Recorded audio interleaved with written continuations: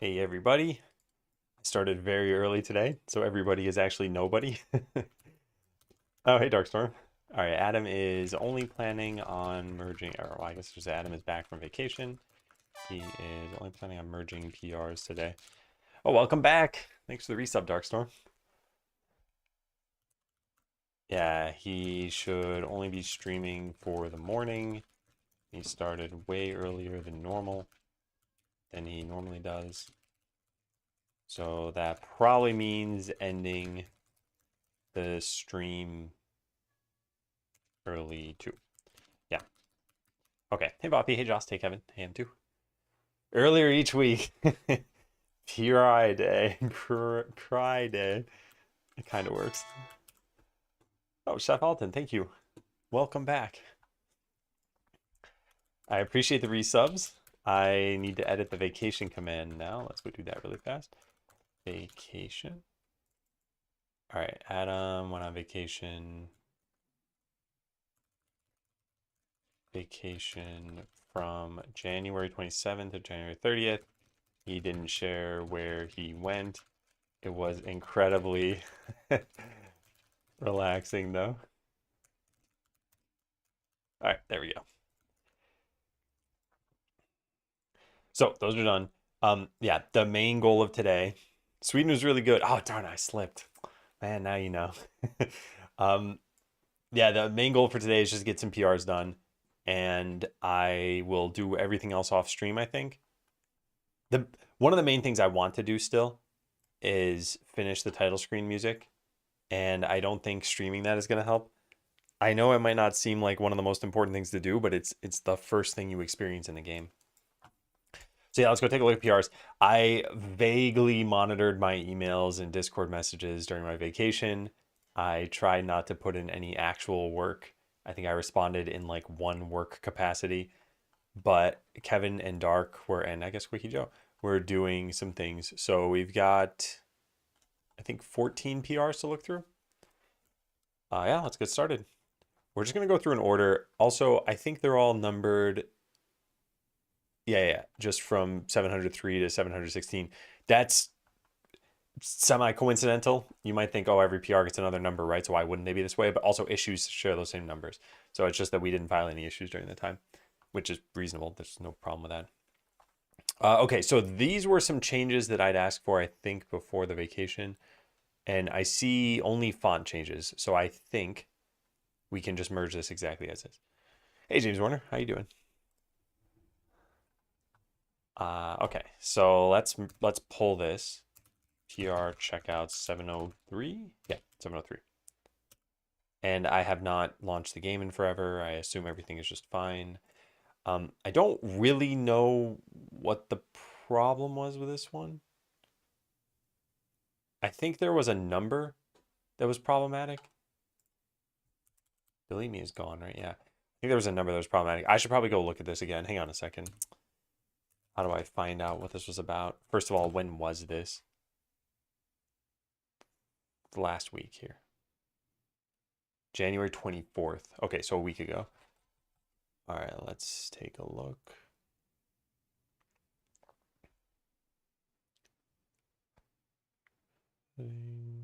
Change that to Skeleseller dot main.otf. Okay. Let me write this down. I should apparently be able to change basic fonts.tres from McKenna to Skeleseller. Or I guess this more specifically. Give me a sec though, where the reported font issue here was. Okay, two T's in the bold font. Battle. I'll put an up arrow there. This is in the bold font. Was there anything else? I don't think so. But if there is, whatever. I trust that it would have been fixed anyway. You got two nice job offers. Congratulations. Are you taking one of them? Okay, so all we really need to do to verify this is just add a label and set the font to bold.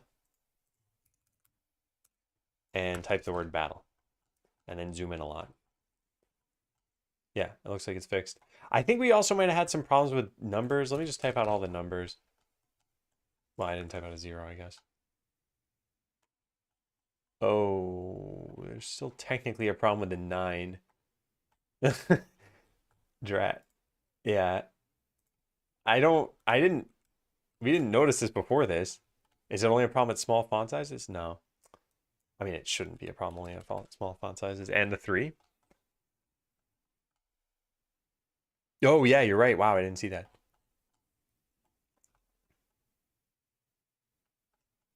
I think everything else is fine.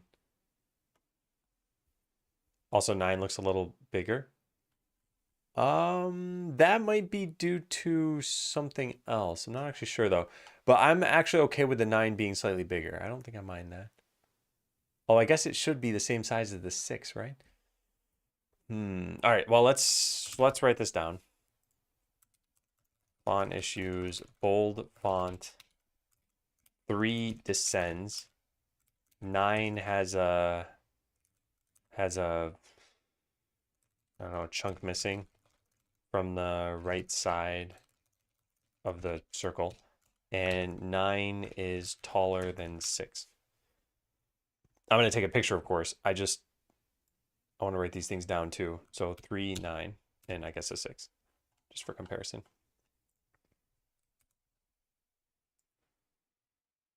Okay. 7 really did 8, 9. Yep. Okay, now are these problems with the regular font as well? It'd be great if I could actually see which font is which. Just the names of them. I know I can see the fonts themselves, but 9 has a little dot there. I'm not actually concerned about that. Yeah, it looks like it's just a problem with the bold font. Oh, interesting. I don't know when this was done. Maybe this was always the case. But now if you middle click and pan and I go too far to the right, look what happens to the mouse cursor. It bounces back to the right side, so I can just keep moving the mouse physically on my desk all the way to the right. I know Unity had done this like years and years and years ago for something. But yeah, I don't know if that was always in Godot. I just don't remember. I'm not gonna go check it out either. But yeah. Hey Brock, hey Simona. Button on the bottom right, dialogue to change the list mode. Oh, interesting. Oh, that's okay. Oh my goodness. I saw add-ons there and I thought those were for add-ons. Okay, cool. I wonder if that changes everything. Yeah, it does. I want it to oh, it needs to be done every single time. All right, whatever. Doesn't matter. As long as we have a way of doing that. That's good to know. Okay, so those are the issues, but otherwise we're gonna merge this. Font issues that still exist as of today. Okay, yep. Looks good. There are some small issues that I'll probably report to you on GitHub in case small issues with the bold font, in case you don't see this. And is it still on my clipboard? Yeah. We'll just paste that in there too.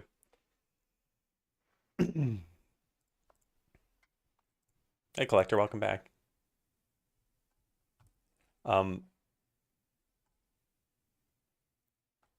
Yeah, I know. Anyway, I was gonna say your original first message in the entire stream was you're invited to my wedding. I don't mind non sequiturs or sort of memes, I guess, but I'd like some sort of legitimate chat at some point too. Okay, let's merge this. There we go. And next up, fix sprite bleed in quest board. So that's calling this. I also reused this. Also, apparently we were never caching these.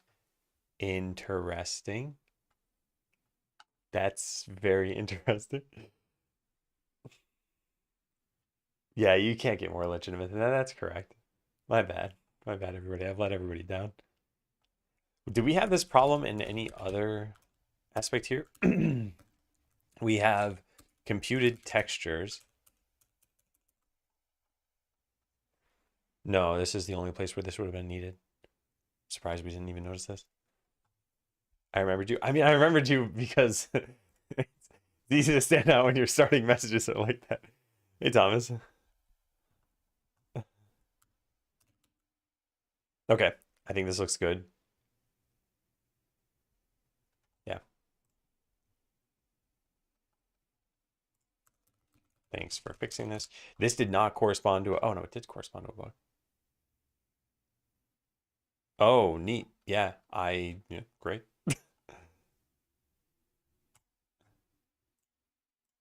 Okay, let's merge.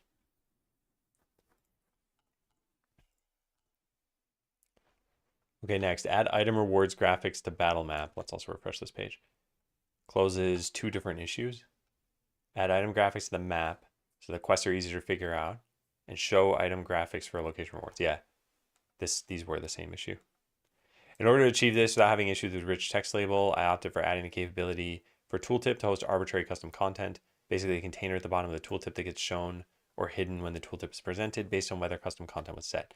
On the case of the location map, the custom content is a VBox container with a series of rows that have a texture rect for the items and labels for the names. Containers get generated once at launch and are reused when needed for the tooltip. Okay. Looks good. We'll definitely need to look at the code for this. 705. Let's check this out. How's vacation? It was great. It was great. I remember during the Botland days. So I generally consider it to be like classes of vacations. There are the totally relaxing kinds. There's the like mix of relaxation and I don't know, touristy stuff, I guess. And then there's like full on touristy stuff. There's also like family trips that I'll do. Anyway, this was in this category of it was only intended to be relaxing. And I remember during the Botland days, I went on some trips that were intended to be relaxing, but I couldn't get my mind off of work. And that was not a problem here. It was relaxing. It was great. Yeah, it was just a great time. So I'm feeling pretty recharged. I also, unfortunately, kind of need to violate one of my own rules a little bit here. We have Idler Fest on Monday, and I think it's going to be pretty important to have a polished demo for that. And that's part of the reason why we're merging these PRs and everything. But it means working on the weekend, and it might mean putting in a little bit of extra time. After that, I want to be very careful. I think that unless we get a ton of eyes through Idler Fest and people are like, "Oh my God, this looks great, but could you fix these one or two bugs?" Which, by the way, we should just be able to cram in during the workday. Then yeah, I don't think there will be a need to work any like extra time until Next Fest starts on February 24th. But then that's it. So those are like planned sort of crunch times, maybe not really crunch times. Also, I should hear back either today or Monday about whether I'll be on the Twitch front page. I think I wanted it on the 25th actually. I'm not sure, but I should hear back pretty soon. If I don't hear back, they said it's a no. So unfortunately, I'll never really know. Did I just not hear back, or is it still gonna happen? Or am I not on the front page? Yeah. So yeah, vacation was good. I'm very happy with how it went. I also this sounds kind of stupid, although it's very on brand for me. But my wife and I every vacation I ask her, "What are your vacation learnings?" And it's anything from like the time of year that we went to the weather that we were there for to any like how we packed our suitcases. And over the years, we've compiled quite a list. So I feel like we've gotten sort of better at figuring out what we want to do, where we want to go, those sorts of things. So yeah, feeling pretty good. Okay, let's first go just check out this thing and see what it looks like. Although I imagine it looks exactly like what the picture showed.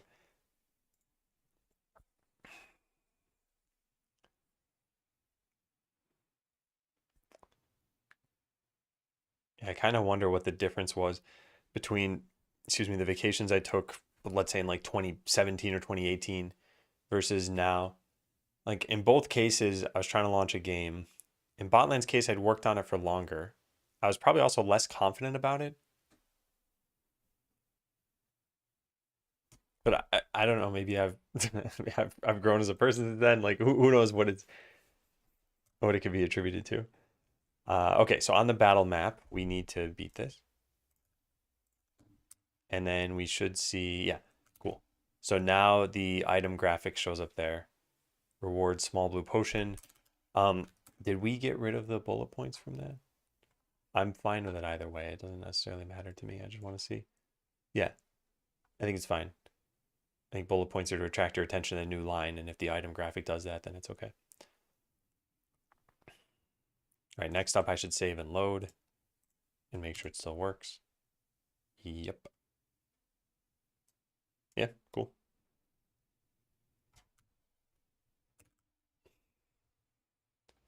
Left as is, maybe one of the 2x. Yeah, it is a little bit small, and I think I'm already on 2x for the whole game scale. So if I were at this size, yeah, then it's very tiny. But then again, so is the text itself. Let me try increasing it and see what it looks like.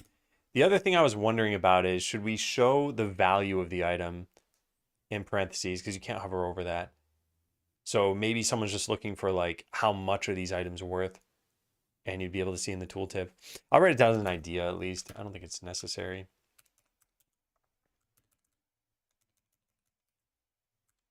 Okay, so follow-ups from the PRs on today.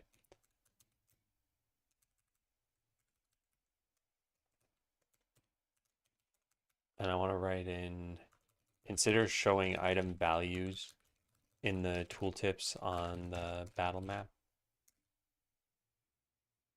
so that people can figure. Well, I don't know. How far do we want to go with this? Because what if people also want to know how many of these items you get? Like you get 1 to 3 potions.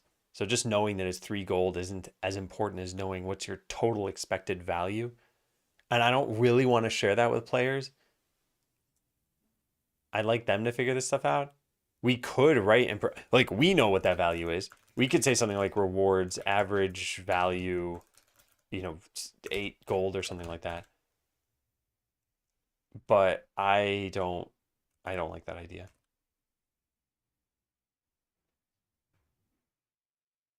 Yeah, in fact, I'm not going to even write this down to consider it.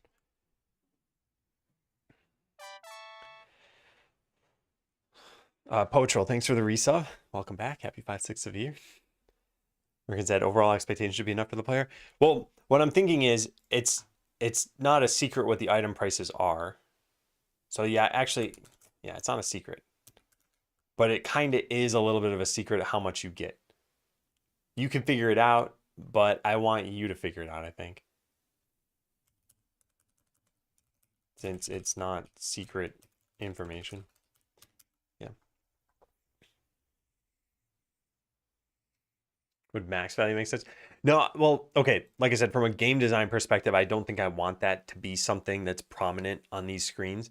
I think if we're going to do this at all, if you're going to try to figure out, okay, which place is best to go to, then I think it would just be some like gold per minute meter that we give you access to. You purchase it through the town hall or something, and then that can tell you, or that could even reveal this information about, okay, what are detailed drop stats. But I don't want it showing by default. Yeah. What was I going to do? I was going to try out increasing the texture size. So yeah, let's look through the code. Let's look through the texture size. Did I write that down? No. Try increasing texture rect size. Okay. Tooltip can now have custom content. Sounds good. This I don't think should be here, but let me see.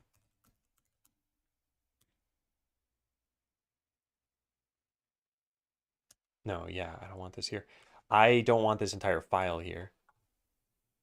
I want to change this to just be paths.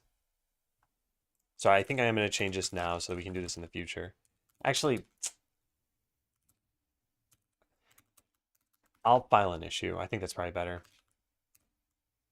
Scene resources. Organize scenes by category. Did I respond to this? Yeah. Okay, I'm going to file a new one then.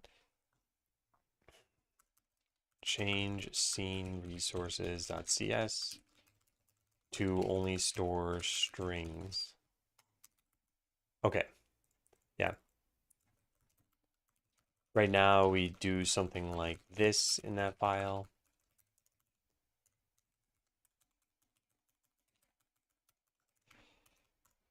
So the issue is that this class is static. So these scenes will be loaded as soon as this class is loaded into memory. However, we don't necessarily need these scenes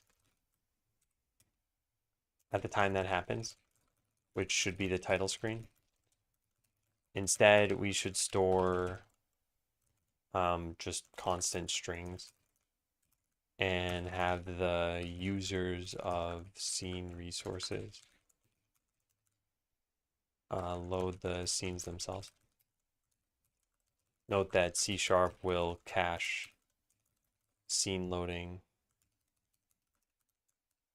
or I guess like Godot with C# will cache scenes that we've loaded. Okay. They're not loaded as you access them, no. And that's the issue I've always had with this. So in order for something to exist statically, as soon as this class exists, it should be loaded.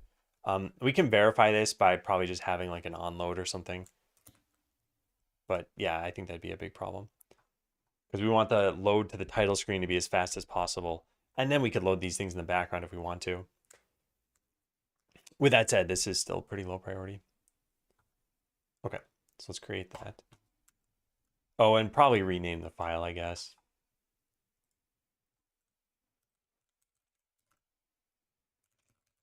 Probably rename the file to something like scene path constants 2. Put a question mark there. We can change it to prefetch them if we know we will use it. Oh, the thing is, we will use every scene in the game, probably. Like, the odds that you don't get into a battle or that you don't sell an item are pretty low. The question is just, when do you do this loading? And I don't think it's, like, on game startup. I think it should be on the title screen after starting the game.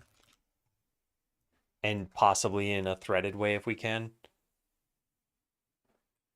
Only because right now we already have a bunch of like blank screen time in starting up the game, and I don't want to add to that at all. I am actually curious if we can do something about that too.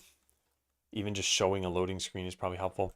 Oh, and another thing I actually thought of that I never wrote down, but consider fading to black or a loading. Oh, actually, I kind of have this written down somewhere. Let me take a look at this. Yeah, here it is.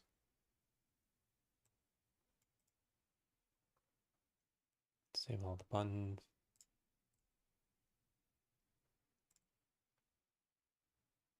Loading screen. What is 673?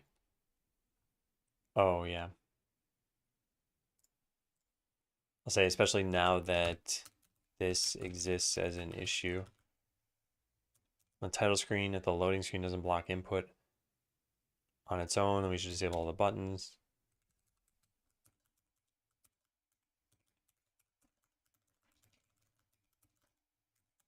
We should probably fade to black for the loading screen and then fade the next screen in. Yeah. Thank you for the resub, Toulouse. Hey, Visitronic, I'm doing well. We can make them lazy teas.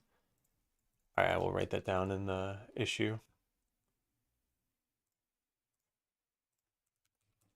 Notes. There. Okay. Oh, wait, whoops, that was still applicable. Try increasing texture rect size for the items. Why did all this stuff change? Oh, maybe because I have those open? Ugh. Well, we'll have to just not check those in then, I guess. Okay, yeah, let's find out. I started to look through the code, and then, oh yeah, and then I got here, and then I got sidetracked. All right, we create the list of rewards for a location once on setup tooltip and store them to conditionally show them on the tooltip That way we don't have to recreate the nodes over and over. Sure, sounds fine. Reward rows. Is this, yeah, this is setup tooltip.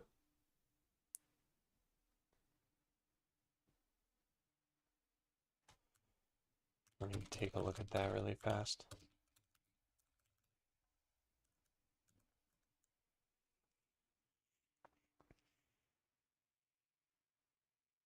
Yeah, okay.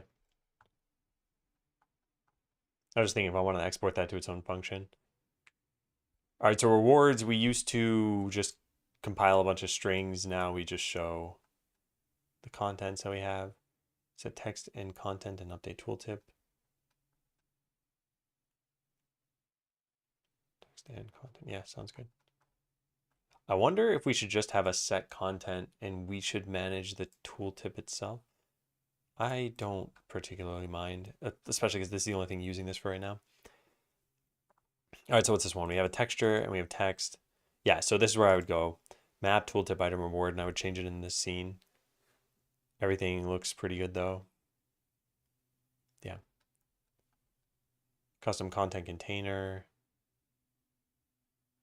Oh, nice. We also now access this by unique name. That's good. Use this to set both the text and custom content for the tooltip. Note that when new text or content are set on the tooltip, the previous one will be removed but not freed. Caller is responsible for keeping track of the content's life cycle.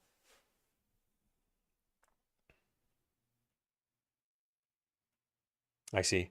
Because we want to cache them on the caller side, which technically means that we're never probably freeing these, which probably is not an issue because this lives for the duration of the game. These, yeah, we never free these, but like I said, I don't think it matters. Because the only time we ever swap out is when we swap the entire scene. And then, actually, does it get freed in that case? I don't know. Maybe that would cause a leak. Yeah, because they don't exist in the scene tree necessarily. I don't know about that.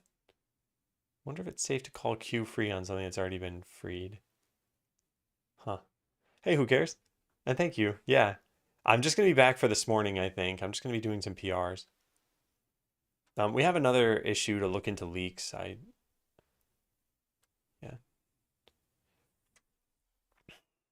Yeah, I'm glad it was relaxing too.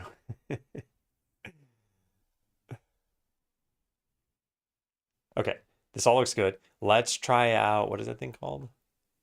Map tooltip item reward. Let's go over to there. Map tooltip item reward. And I want to make this thing a little bit bigger. So here's what we have so far. It says keep size. So if we set this to 32 by 32,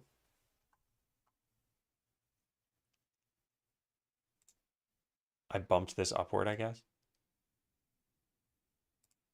Oh, maybe it was, wait a second. Why was this positioned at -8?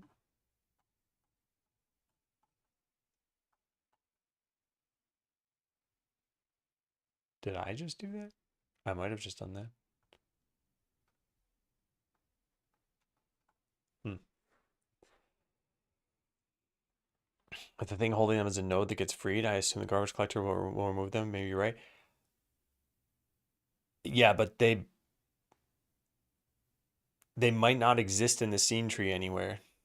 So as an example, like you start a new game and then we'll make the tooltip for the Inferno, but we'll never show it. So it won't be in the scene tree, so then those nodes will never get freed. I'm pretty sure. I think we should just add in the dispose. But I'll look into that too. See if we need to free the cached nodes. Did I restart this? I don't even remember. Oh, I launched it through here to begin with. Okay, let's go to the final location then. I think I want this to take up more space, or for me to be able to zoom out on the map more. I wonder if this is just something that was done on a different branch. All right, grab most things. We got to go beat this location. Oh, that's not bigger. Why is that one bigger? Because I only changed the one.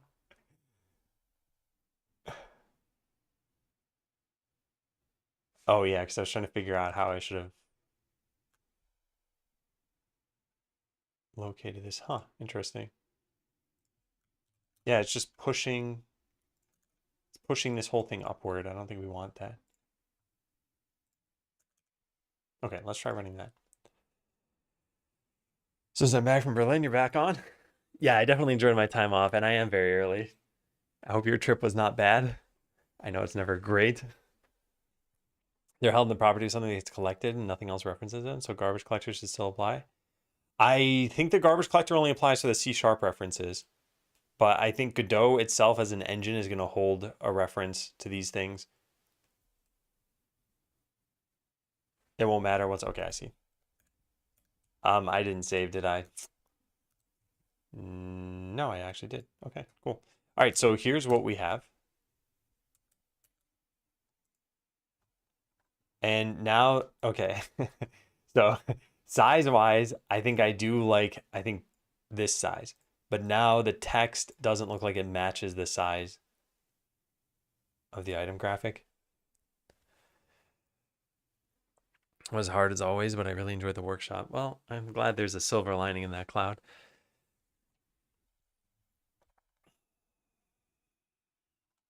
Yeah, I think I do like the increased size.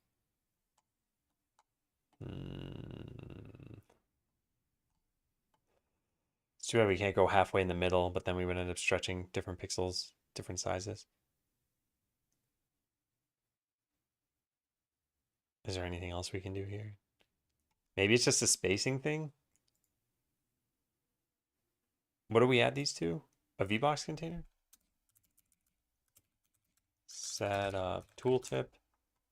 Yeah, VBox container. I wonder if we were to say rewards container dot separation, what is it, like theme something?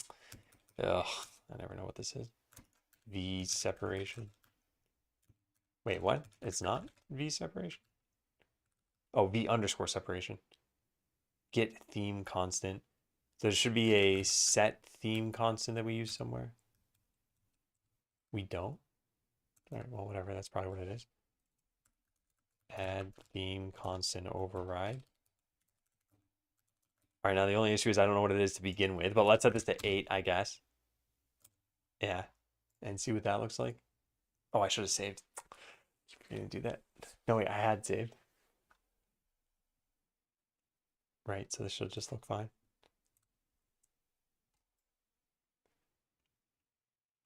I don't know if that worked. Let's set it to 16, and then let's take a picture of this. Hey, Cube Miser. Vacation was really good. I'm quite happy that it was good. Nothing like taking a vacation and feeling like you need another vacation afterward. I won't be streaming all day today, though, although I will be probably doing work most of the weekend. There is a lot to be done. I don't think this is having impact. What am I doing? The rewards container, I think this is correct. I don't think this is how you set this, maybe? V separation.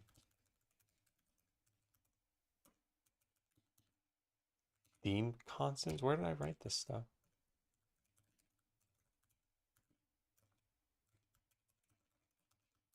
I don't know. Search for underscore separation. Huh. Okay, I don't know. C sharp, Godot, VBox container, set separation. Add constant override. I added theme constant override.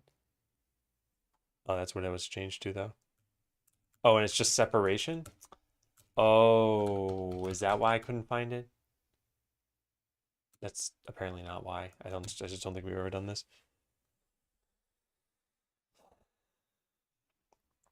All I'm doing is, I don't think 16 is going to look good. All I'm doing is seeing if it does something so that then I can figure out what this might look like. Yeah, okay, that definitely worked. But that looks like garbage. And I think the way to not have it look like garbage is to increase the text size. But I do think it'd be weird if just the rewards were bigger, so we'd probably need to make everything bigger.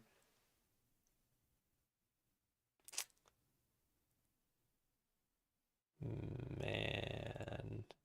Well, let's try something more reasonable like 6. I still don't think this is going to look good. But I want the larger item graphics here if possible. Maybe we do just increase the font size.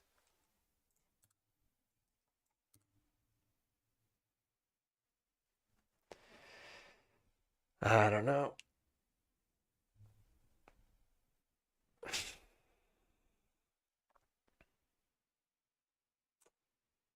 Yeah, I don't know.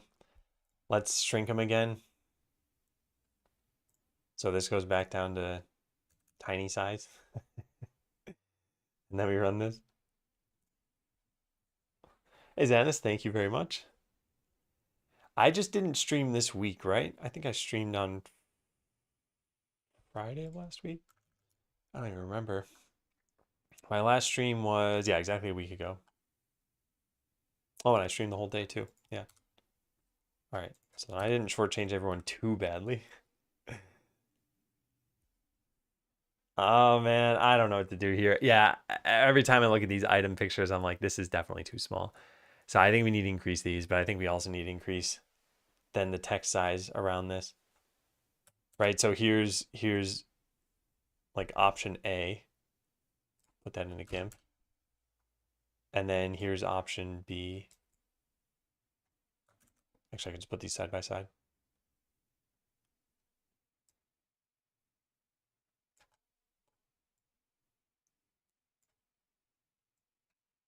Oh, this would need to be zoomed in so the text matches, right? All right, well, anyway, something like this. I know they're zoomed differently, but yeah, I think the item sizes should be larger. And I think we just increase the size of the text. All right, where do we have the word rewards? Inside the tooltip itself, probably.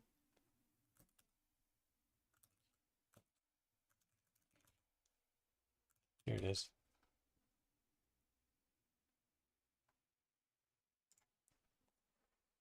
Not having the item name at all. Wasn't sure about that though.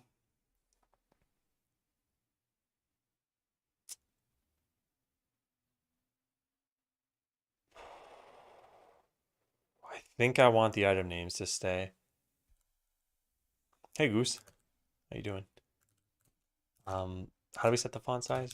Is it font underscore size? Yes. Okay, so I think we set the font size here. Font size equals 20. And then we need this to be set as well. What is the font size of this? I don't know. Hey, Chris, it's going well. We also add a scroll wheel. Eventually it'll be off screen as more loot drops. I don't think we're ever going to have more than like 5, 6 items drop from any particular location. 5 or 6 unique items, I mean. You might have 30 items drop, but 20 of them might be the same item. Maybe getting the tooltip theme default one. Yeah, I guess we could just change it. Well, let's see what this looks like. I'll just make one change at a time, I guess. Quit and quit.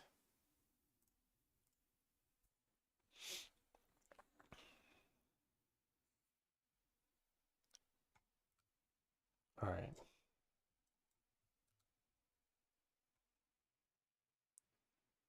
Yeah, so now the rewards text is larger. And I undid this change. So we set that back to normal. And then we need to increase the size of the label as well. We could just override this here. Yeah. Font size could be 16. I don't know. Is this affecting this? Let me increase this to a huge amount just to see. Yes, it is. Okay, yeah. So what looks good there? Then like 16, 18. I don't even know what it was by default. This is with it at 16. This is 18. Okay, so in isolation now, the rewards part I would say looks good. but it does look pretty large for how the rest of the game is set up.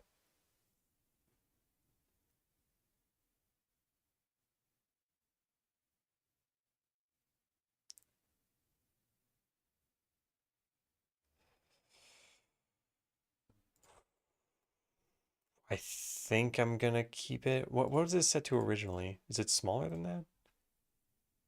Because maybe even just shifting it up to 16 or I don't know, let's just set it to 12, see what happens. Yeah, so 12 is definitely smaller than it normally is.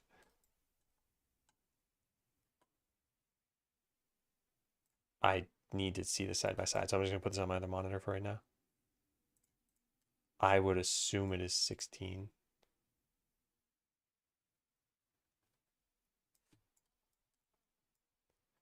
Is this the same as this? Yes. Yeah, so then we would need to increase it to like 18. Or just, I don't know, be okay with this.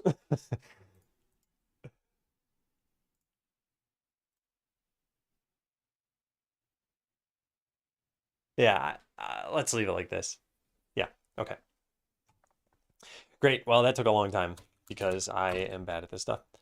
So what did we change here? Just this. We changed the size of the rewards label, and then we changed the minimum size of the item,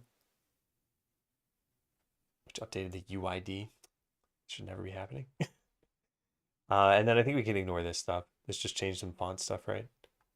Yeah, cool. Okay. So this is or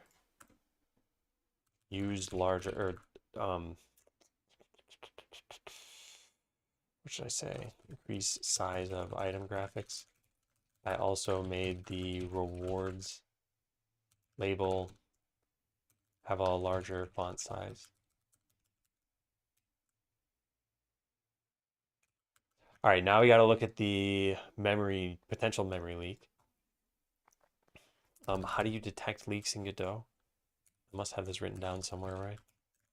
Leak. Orphan. Finding orphan nodes. Created but do not exist in the scene tree, meaning Godot won't know when to free them, even in C#. Yeah. So I think this is going to be an issue. On their own, they aren't a problem. Maybe you want a pool of nodes. However, when you don't want them, you can use print orphan nodes to find them. So print something like this. So make sure to name your nodes. Yeah. So I think we just call this from literally anywhere, right? I guess town unhandled input. So when you press page up, it's going to print orphan nodes. And I suspect when we do this that we're going to see a bunch, not just these. Well, for right now, if I just press it immediately, it's going to print a lot of these, and these are expected. So these are map tooltip item rewards. Yeah. So they're going to show no matter what, but we're going to see double or triple every time we load a new game, I bet. So right now there are 97 lines of them. So now I go back to the title screen, and now they're still going to exist.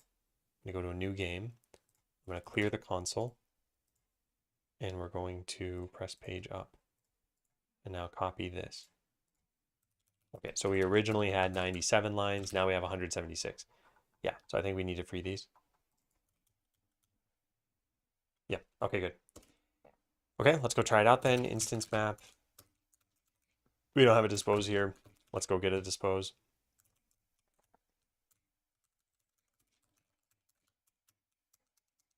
I guess wherever the last public function is, we'll put it below this.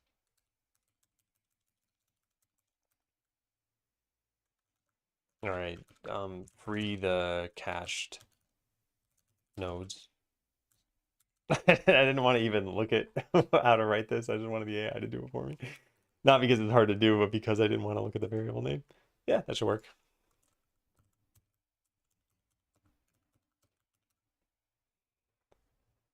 Saves a reference to them specifically so that they don't get garbage collected.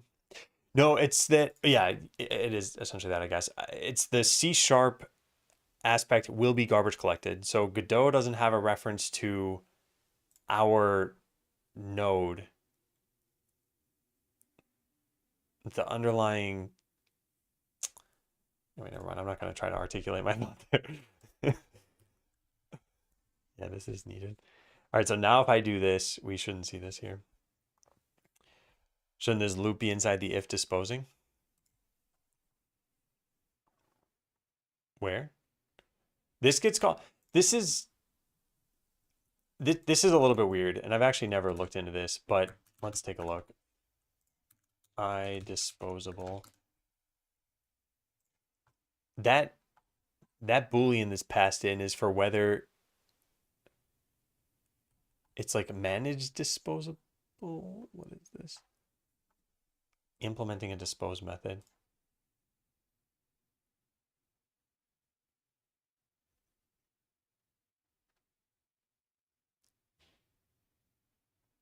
All right. Its purpose is to free unmanaged resources, perform general cleanup, and to indicate that the finalizer, if one is present, doesn't have to run. Freeing actual memory associated always the domain of the garbage collector because of this as standard implementation. Okay, so in the overload, disposing parameter indicates whether the method call comes from a dispose method or from a finalizer.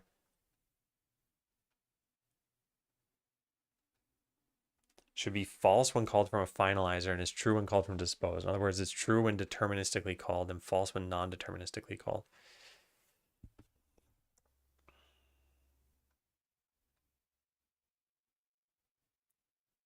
Conditional return if object is already disposed. Conditional block that frees managed resources.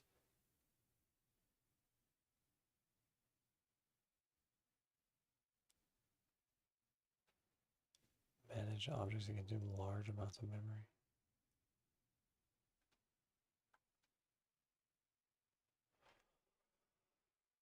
Code that frees unmanaged resources. All right, in this particular case, it's not going to matter because it's a queue-free call, but we probably should look into this at some point. Yeah, this is always confusing. I think it all comes down to what is a managed resource.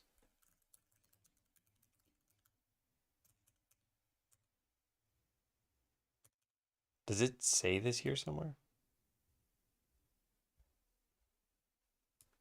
Maybe safe handle. Oh, managed in terms of marshaling?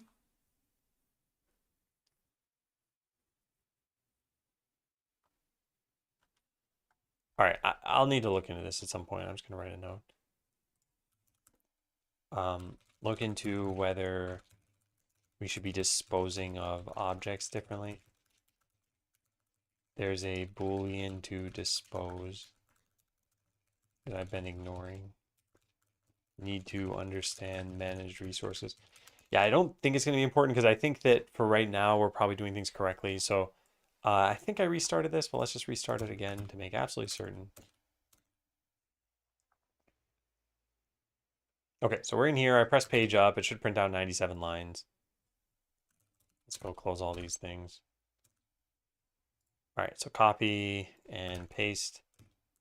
And yeah, they're all of our lines. Now we go to the title screen and come back, and now it should be fixed. There will be some... Okay, let's clear the console and print this out again. And copy and paste. Yeah, it's good. The reason there aren't 97 lines is because actually there was some extra stuff above here that I could have ignored. So this came to 88 and this came to 88. Yeah. This will be called once anyways. It's just how it gets called. I'm not sure. Yeah, I'm not sure. But this is working at least. If I start a battle, as long as I already have this code here, I mean, let's just take a look. And then I flee the battle and we print this out. Is there any extra stuff in here? No, it's all still margin container.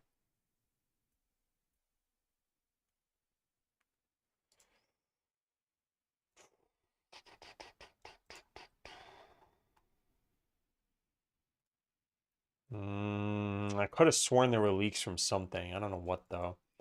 Could be anywhere. Actually, it could be only when we go back to the title screen after all this. Start a new game and then take a look.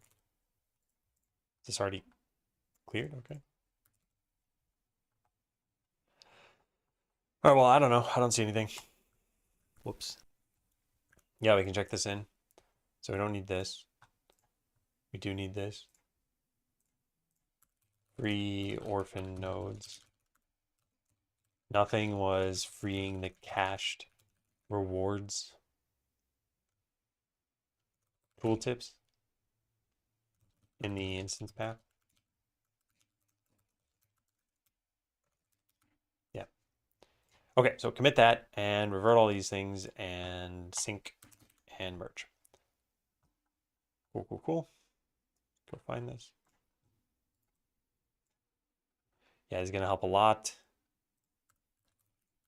Looks good. Just had to commit something to free the orphan nodes.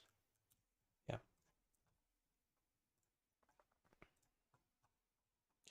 Okay, next. Just gotta wait for that to be merged. Good. Next is group loot items and end battle screen. Goal is to reduce the size of the loot container such that the screen doesn't expand past the sub viewport. There's only a partial fix. If we ever have instances that grant many different item types, they'll still flow into 2 rows.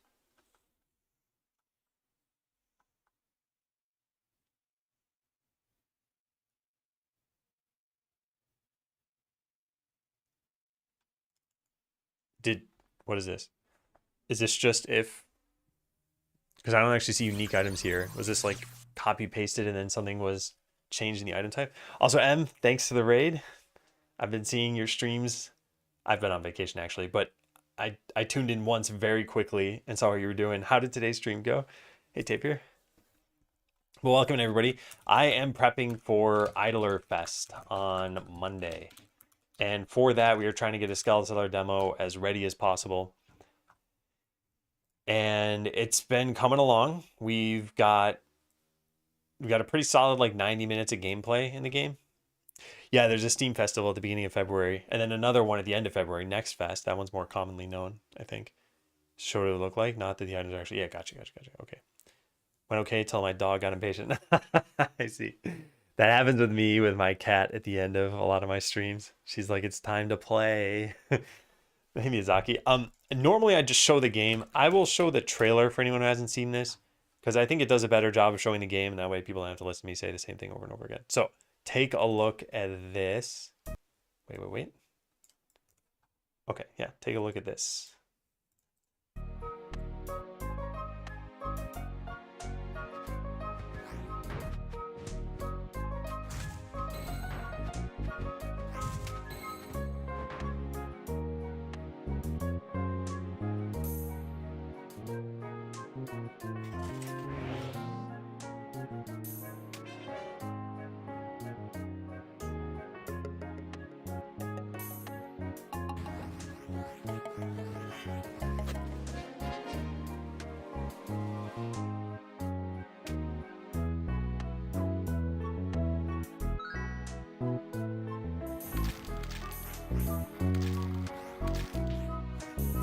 Okay.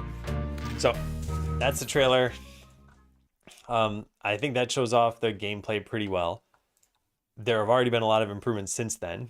And yeah, the music we made a while ago. I'm working on the title screen music, and I've got a pretty good start, but then I get to this part, which I'll play this. But I get to this part and I haven't finished this yet, but I think I like the instrumentation at least. So let me play this. Did I record the trailer video? Yeah. Okay, so first let's go to the title screen. Right now there's no motion, there's no sound, there's nothing on the screen. So at the very least for Monday, I'd like to have the title screen theme done, and here's what it sounds like so far. Remember, this is not done once it gets to measure whatever 16 or 17. So I'll stop it around then. But here we go.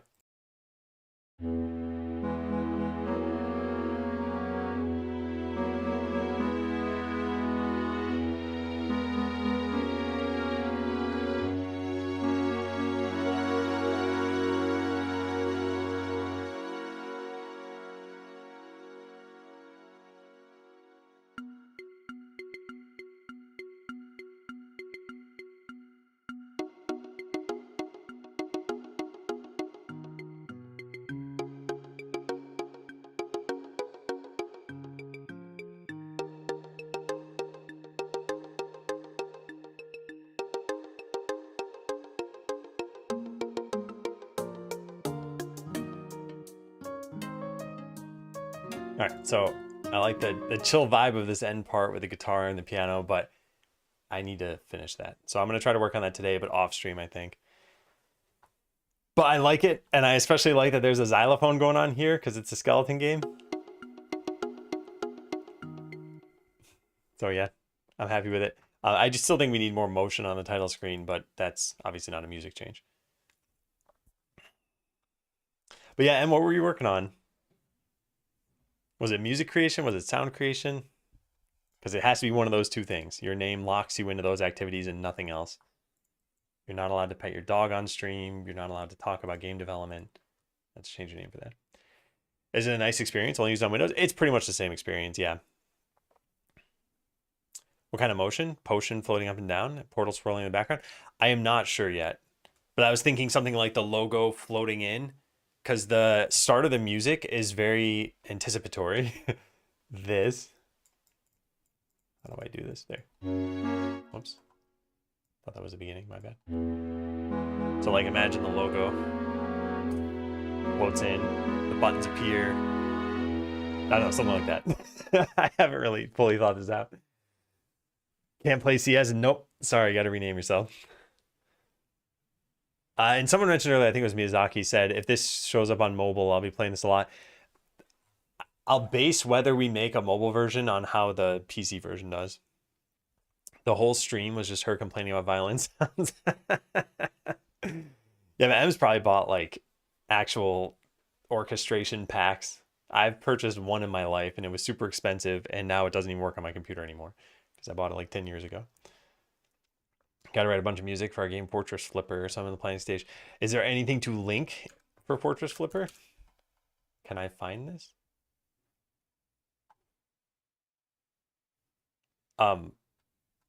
What is this? Knife Center. Is M making a game about knives? Violent game. What am I using for VSCs? I'm using all built-in ones. I do not want to manage long project load times or figure out like an infinite number of possibilities. So it's mostly like Flex, any of these things, and then there's another one called Citrus, which I think is kind of bad actually. So it's mostly these ones, and they're all just built into Visual Studio or Visual Studio, FL Studio.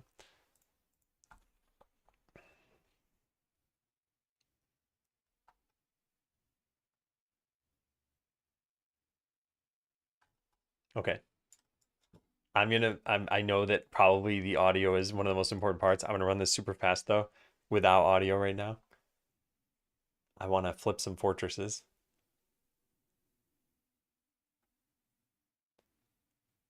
All right, all right. Play. If this uses WASD, this is gonna be pretty much impossible for me. It does. Can I use the arrow keys? I can, but that's also gonna be tough, I think. I do not have a QWERTY keyboard. Can I click to talk? No, I can't. Okay, yeah, this is gonna be very hard for me to play then. Can I fix it up? No. I don't have time for that. And that's the game. I'm kidding. Like I said, it'll be hard to control, but I do want to check this out later, so let me write this out. Look into M's game. Yeah, cool though. Yeah, I want to hear that. Yeah, I want to hear the music and everything. I don't want to play copyrighted content on my stream. That's all. I muted all their work. I told you. I recognize what that would be doing.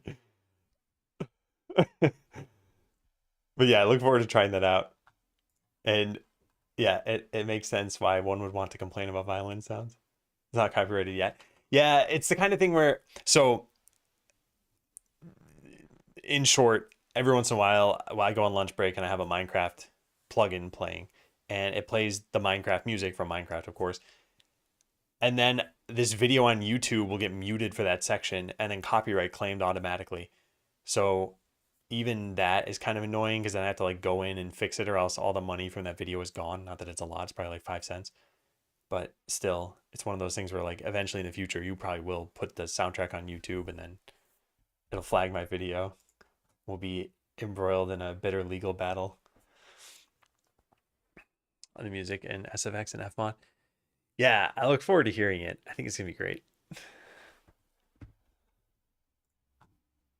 Okay, so where we leave off here, it was grouping loot items. Yeah, and I did not look into this any more than that. So let's go take a look.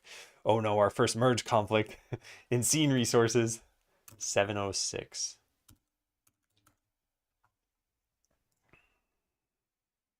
Yeah, so let's close out of this stuff.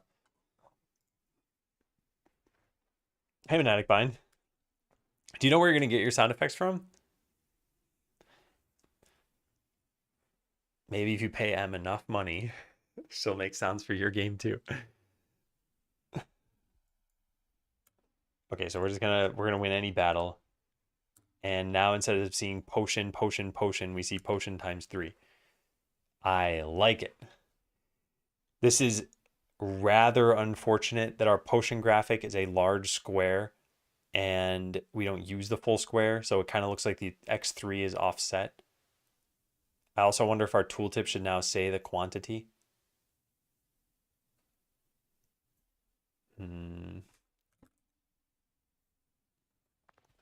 A splice account. Oh, is this like a use licensed sounds as long as you have the account? It doesn't even let me go to the site without. There we go. Royalty free sounds. I think you mentioned this a while ago. 99 cents. Oh, I see. 99 cents is just their introductory rate. But yeah, I think to me this is sort of like Font Awesome.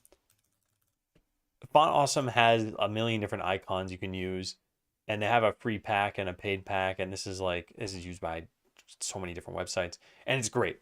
I really liked it. However, it's only if I'm not mistaken, only a subscription. Yeah. So it's like, okay, when you're developing a website, then this makes sense. And then maybe you don't develop a website for the next year or two, and it's like, well, do you still pay for this? So I've tried to steer away from things that are subscription based. By the way, I still have it written down. M promised on stream that she would help me learn how to make sound effects. She promised. So someday we'll take her up on that promise. Yeah, I'm not too concerned about conflicts for any of this stuff. I think it should be fine. I did. I think you actually did. I don't think it was a very strong promise. And I think I switched it over to a different list here somewhere. Anyway, by the way, even if you didn't want to do it at some point, first of all, I don't know the likelihood of me following up, given that I'm working on this stuff now. But even if I did and you were like, sorry, I don't have time for that, that'd be fine. I don't want you to feel like you're locked in, even though you promised. In no uncertain terms, I'm starting that legal battle. Okay, I like this. There's something else I have written down somewhere, which is that maybe eventually we do have stacks of items, and maybe stacks of items are considered to be like a single item, I guess, but like the stack is one thing that can be carried. So imagine carrying 5 potions at once. You'd probably see it as like 5x potion. Would it just clump together all the items that are on the ground and they get carried at once? Actually, that would be kind of cool. I do wonder about doing that. I kind of want to write that down as an idea. What if items on the ground or in the warehouse naturally stacked on top of each other? Like how wood works in Terraria? Then you could sell many items at once. Could be interesting. Yeah, it does sound like an interesting town perk. I think I would worry a little bit about the limits of this stuff. Like, what if you stack?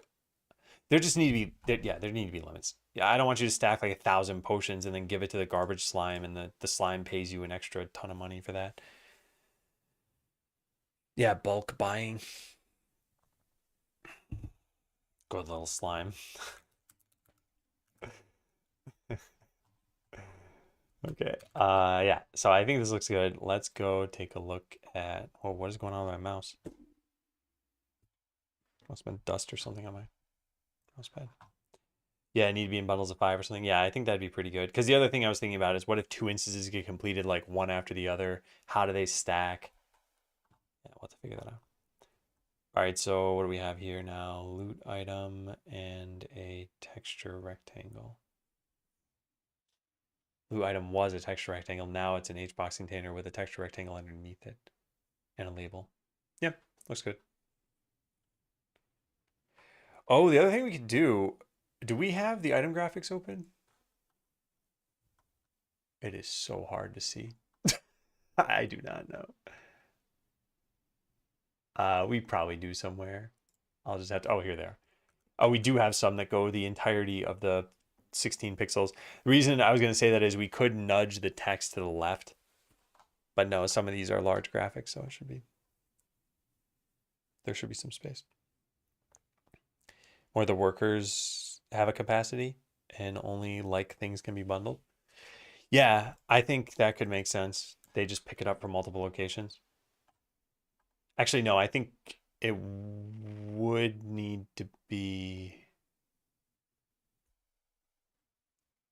Yeah, I'll write this down. Stop using my brain for now. Yeah, I think something like that could be interesting. The other thing that it makes me wonder about, though, is how would it change the game?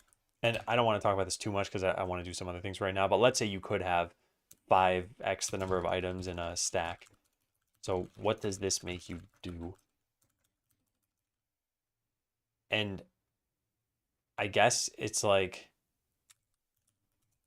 it makes your workers and your shops more efficient. Workers make fewer trips. Shops sell more items at a time. But what about for you as a player now? Are you doing more battles? Are you able to find more items and we just don't slow down the game? I guess I guess overall makes you feel like you've made progress. And I think that part's interesting. Selling 25 items per minute as opposed to 5 items per minute is pretty interesting. All right, take care, Em. Have a good time walking your dog. Thanks for the raid. And I will check out Fortress Slipper. In fact, I should write that down for this weekend instead of just on my backlog.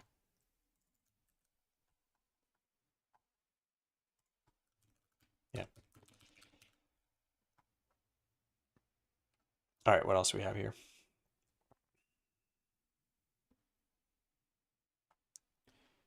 Granted items. Select. Okay. Then go through each one, make a loot item.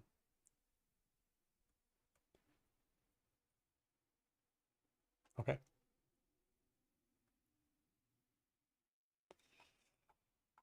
What did this used to do? This now needs to be next frame. God, sometimes. All right. Now we create a loot item and we have a count as well.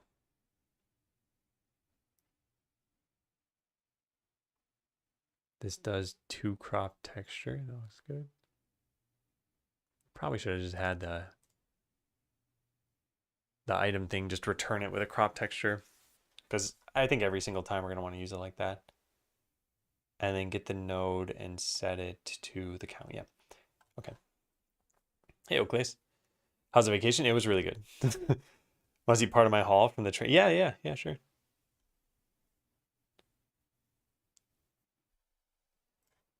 I want to test one more location at least. Sure. I mean, let's try this, but only so that I can get past this. Yeah. Ogre Blood ×1. Okay, so now we start a battle here, and we win this one. 2 and 1. Oh, we should probably build this and cast 3 of the loot spell. There, now we're guaranteed to get double items. Come on, you can do it. Yeah, 4 and 3. Yeah, this is nice. We didn't have a way of doing this before. Okay.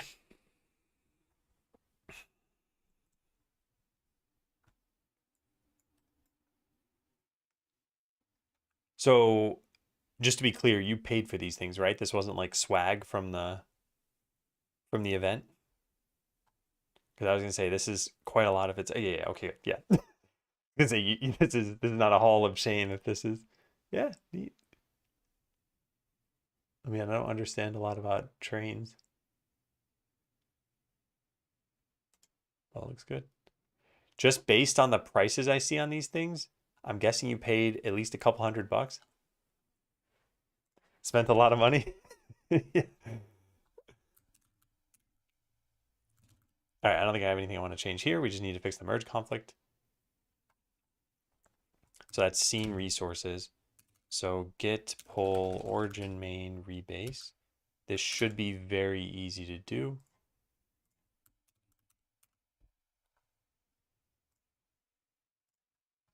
We just want both of these. There. And then continue. And we should be good. Now it won't let me sync without force pushing. Git push force.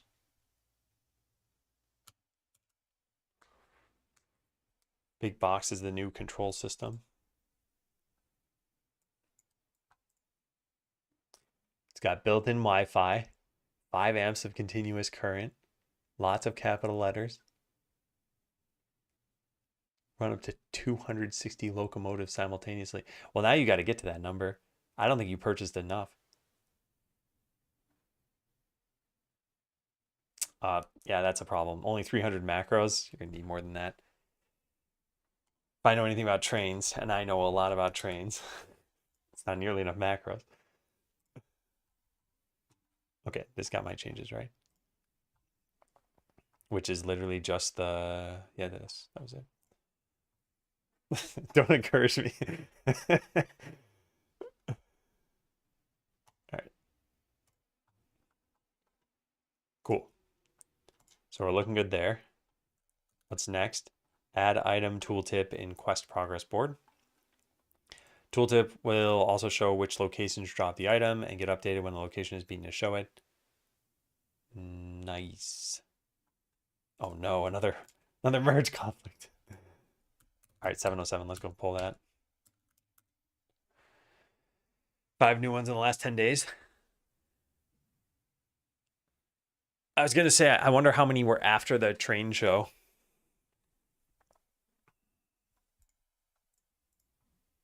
Because it seems like that'd be a pretty big motivator. I think it's great that those sorts of things exist, though. Just hobby shows, I mean. I remember back in the 90s going to computer shows, and I just can't imagine that existing today. I can't imagine even GameStop existing today, yet it still does. I just like I don't know. Why comes to mind, but I know the answer. Yeah. 27,000 people in 2 days. Yeah, that is quite a big turnout, man. That's pretty impressive. All right. So let's look through this and let's get a quest. I don't even think I reloaded this. Unfortunately, it's just going to keep producing these changes that we have here. I don't want these to show up. GameStop is closing a ton of stores. Yeah, there's one nearby, I think, that closed. I don't think I've even ever been to it. But yeah, the last time I bought something from a GameStop, I can't think of how many years ago that was. A lot of times, I just don't really feel like there's a need now. Like the games I tend to buy are mostly Switch games or on Steam. So Steam doesn't have a store, right? Or physical store. So the Switch games, I do get physical games, and I try to exclusively get physical games so I can lend them to other people if I want to. But Amazon usually has like a release day guarantee where it ships on the launch day. And unless you want it like 12 hours earlier, getting it at midnight as a digital copy, then that's pretty much the fastest you can get it anyway. I mean, short of piracy and stuff. Okay, so we got to go get a quest. Let's get that. I wonder if hovering over the label should have this thing show as well. Probably should. All right, so when we beat this, it should update. And I want to hover over this and see if it updates automatically. If it doesn't, I don't really care. I'm curious.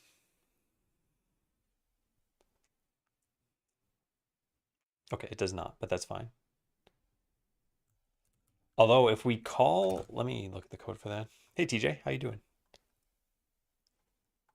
Set the code. Yeah, so for this, I think what I want to write is consider having the tooltip show on the quantity labels as well as on the item graphic. And yeah, other than that, it's pretty much just look through the code. All right, what are we looking at? Item drop instances. Get instances that drop item. Try get value. Item drop instances. How do I set it? So this is just for caching. Yeah, I think it's fine.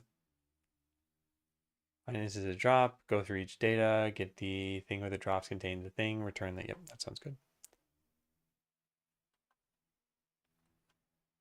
All right, tooltip description.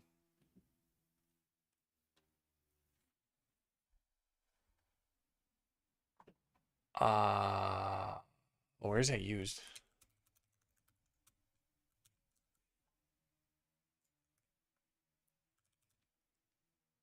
Tooltip text, tooltip text. And it is used as text, right? Yes. Okay, I think this is why this isn't done, although it doesn't matter. The whole why doesn't update automatically. When you end a battle call update tooltip, we say, yeah, so I think it just needs to be set text and update tooltip.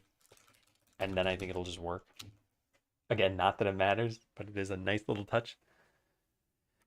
2 elements that require changing the layout, doable, but wasn't sure it was worth fighting to align the labels.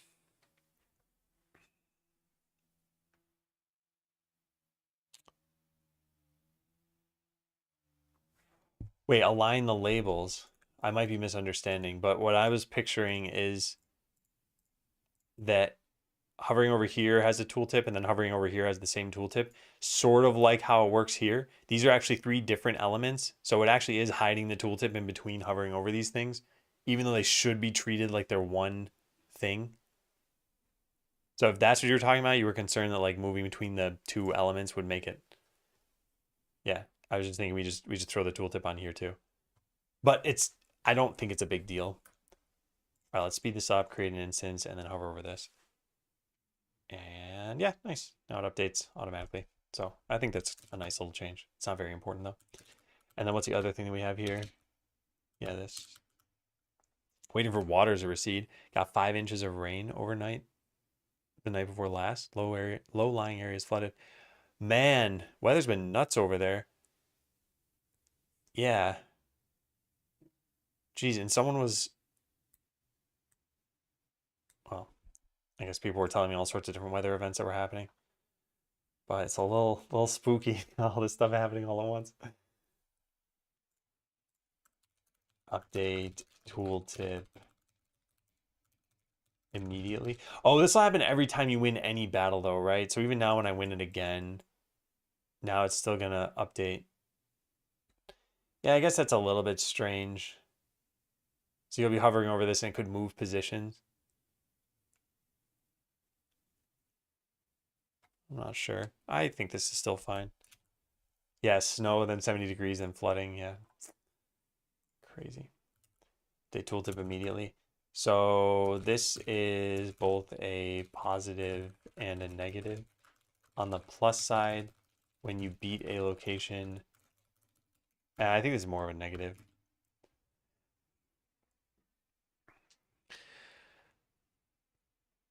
Yeah, I don't think I should do this. Because you only beat an instance for the first time, what, like 20 times in the game? But you beat an instance for not the first time hundreds of times. We could check to see if the tooltip has different text and thus should be updated. In fact, that could just be part of set text and update tooltip. But I don't think this is important. Yeah, I'll just get rid of this.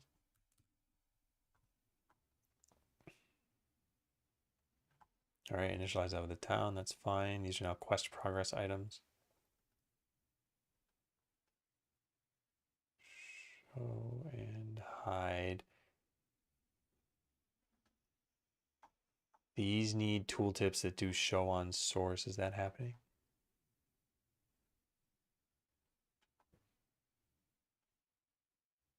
The tooltips on parent, which handle that for us. Okay, yeah, should be happening.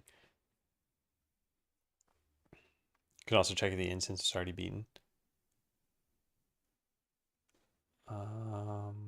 Let me think about that.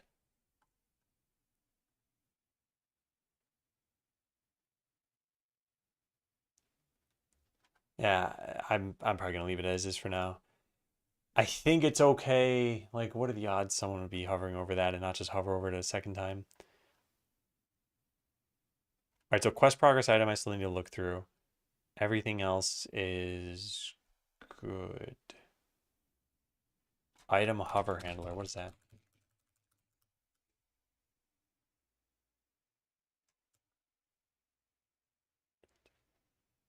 Yeah. Yeah, that's fine. Okay, so what was the thing I said I wanted to review? Just this green file, quest progress item, quest progress item.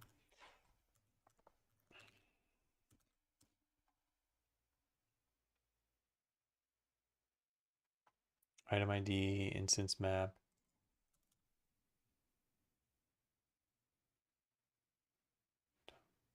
Okay, sounds good. And what do we use this for? To get the beaten instance IDs? Okay. And do we use question mark, question mark, question mark somewhere else? We use 6. I think 3 is fine.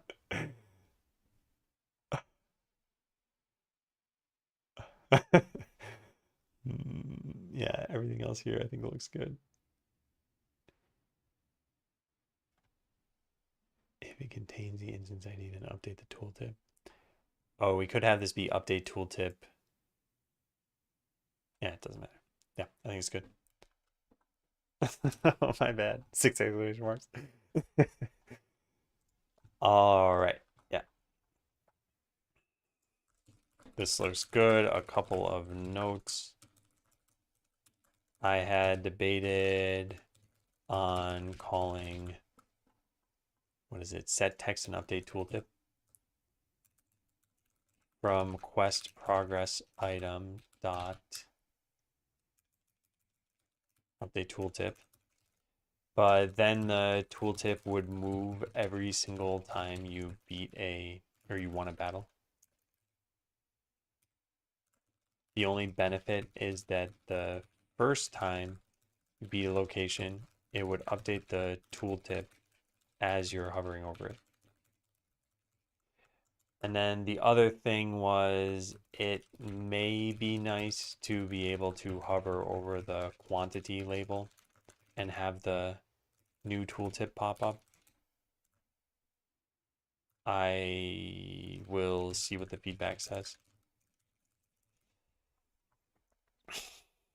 Okay, so comment, we need to go pull this in so that we can merge, revert all that. This should be the exact same thing we just did, which is just, oh wait, no, it's not. What, quest progress? Never mind. Let's read about this.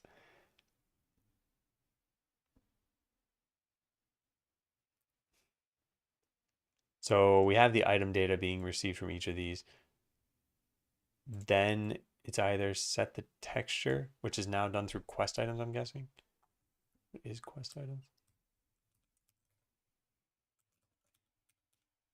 Quest progress item, yeah. Set item, sets the texture, yeah, so that's not needed from there anymore. Yeah, we used to do this. We don't need that anymore. Item data. This is also that we could get this region. By the way, is this being set? Where do we set this here? Yeah, we do to crop texture. Yeah, so I think we can just accept the new code.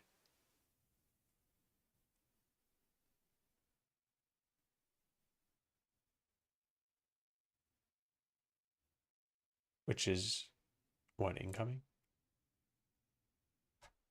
I think that's right. Let me take a look at this again. Yeah, I think that's right. Hey, Scoreline. Hey, Biker. Oh, the Sprite bleed, which you had done in this. Yeah, I think this is good now. It's going well. I'm I'm feeling pretty good. You know what we should probably update is the survey while I'm still streaming. May also want input on the survey while I'm streaming. Hey, Blazis. Boss asks ChatGPT to generate our team's wins for Q1. One of them is apply an experimental Fibonacci-based compression algorithm that recursively refactors itself until the code base is reduced to a single character. Please leave that in. Please say that that's a win. What character would it be? Ask the AI. Which character will the code base end up being? What if it's like an Omega or something like that? Love watching YouTube VODs. Oh, cool. Yeah. Welcome in from YouTube. Because if you can just figure that out, then you can just type the character now and save yourself a lot of hassle. But that is quite funny. Okay, yeah, I think this is ready to be checked in. Push force. It's a person shrugging emoji. Where'd the code go? We'll never know.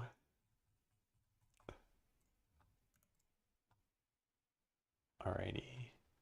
Should be able to merge. Good. All right, next up, stop dialogue sequences overriding new dialogues. No way of tracking whether a dialogue was dismissed by the user or replaced by a different dialogue altogether. Change adds that as a Boolean, so we can check that, act accordingly. Also made a new text dialogue sequence state. Unfortunately, due to the signature changes, yeah, should be fine. Okay, there was an issue here, which I did not actually look at. Let's go look at that. I think I filed this. Yeah, click the enchanter, don't interact with their dialogue, and then click a signpost. All right, so let's go test this out on 708.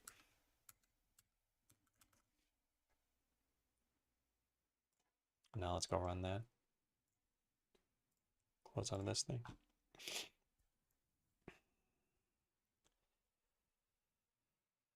Whew. Yeah, thank you, Kevin, for putting in all the work you did here. I haven't gotten to Dark's PRs yet, but thank you too, Dark, if you're there. And we need to unlock the enchanter. Click the enchanter, click assign. And now it won't go back to the enchanter's dialogue. Nice. Posted a pic of the local flooding. I thought it was funny. Wild hog swimming to dinner. I drove my truck through here a few days prior. And it's hard for me to tell how deep the flooding is. But I mean, I recognize that the hog is mostly submerged. But you said like 5 inches of rain. So is this like a natural basin or something? That's crazy. Okay, this does look like it was fixed. Let's take a look at this. Whether the dismissal was caused by it being replaced by a different dialogue.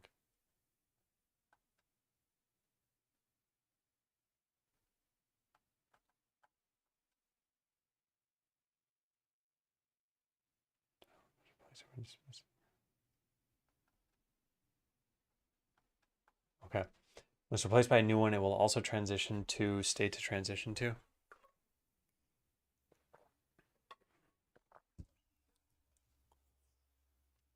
Yeah.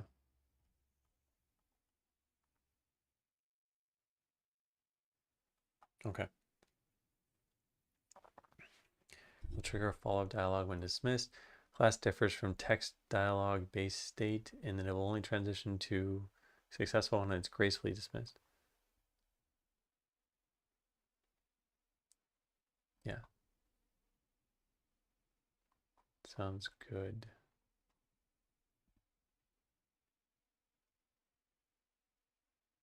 Want to show multiple dialogues transition backwards instead of forward when we cannot show the dialogue for the state. Yeah.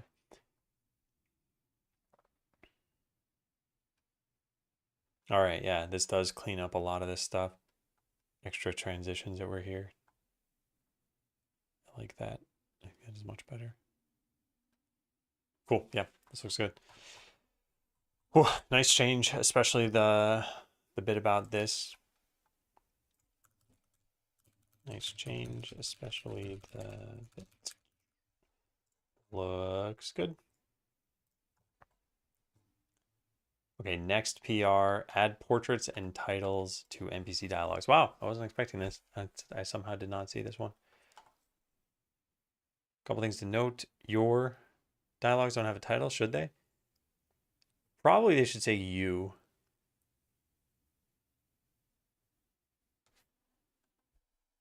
Signpost doesn't have a portrait, should they? No, probably not. This may have conflicts with this. Sorry if that's the case. What is that one? The past one? I pushed, right? Yeah, I think I pushed. Yeah, now oh, no. It was gray to begin with. I thought there was a conflict. No, it should be fine. Yeah, I think this is the only thing we need to write down. It should probably say you. So let's go pull 709. Looking forward to seeing this. I think Kevin intentionally didn't put a screenshot in here. He's like, you will run this code and you'll like it. All right, so we talked to a guild master. Excellent. Do you want to hire another adventurer? Cool. Shopkeep, cool. Sign. Portal. I don't even, who else can you talk to? Oh man, is one of the PRs about the Explorer being stupid? No. I wonder if we should just remove the Explorer for the demo. Oh man. Crystal Wizard, yeah. Crystal Wizard.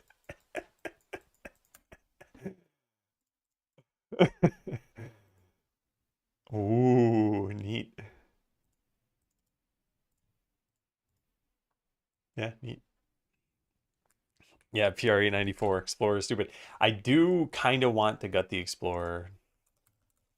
Consider gutting the Explorer for the demo. Or maybe just put text in it saying that it's going to change entirely. We'll probably do it later or tomorrow. Let me read it again, because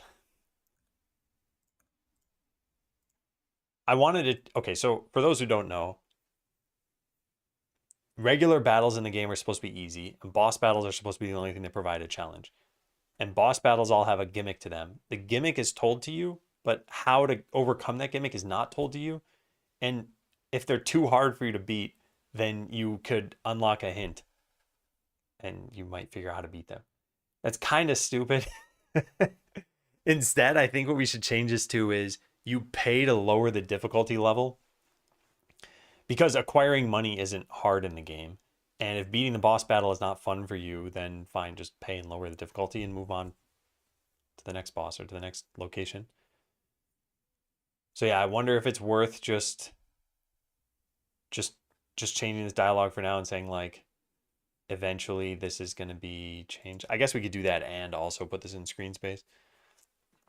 It is pay to win, but it's pay to win with in-game currency, so I think it's fine. Gotta cost more than 30 gold. Oh yeah, definitely. Also, I'd thought about it in terms of like a lot of games, if you just press escape and go to like settings, there's a game option there that'll just say difficulty.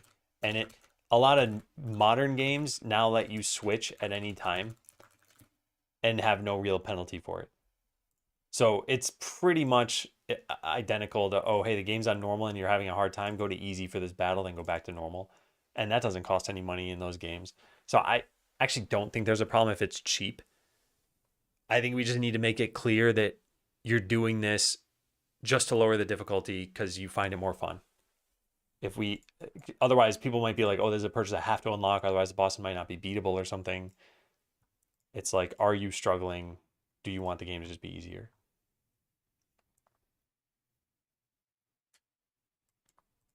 Yeah, I don't know if we need to gut this, but maybe put text saying.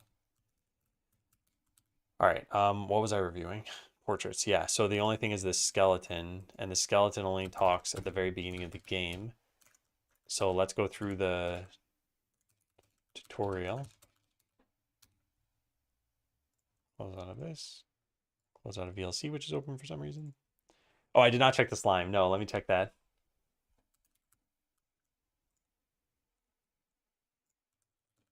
Check slime. Ooh, okay, yeah, I do think this should have it. Also, I think this is using the walk animation, not the stand animation. So I want to look at that. I've got the land for Skeleton. Character portrait, main worker. Region X1, Y3. I don't think. Yeah, I think we want a different frame for that. Well, let me take a look. Characters, main worker.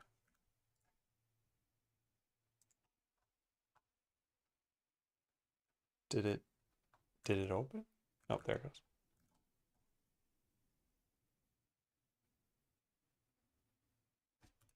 Wait, what? X is 1? I don't think I understand how this works. Oh, unless it's pixel coordinates, in which case, yes, it should be over by whatever, 16 or something. How big is this? Yeah, it should be over by 16. This would be 17 and 3, I think.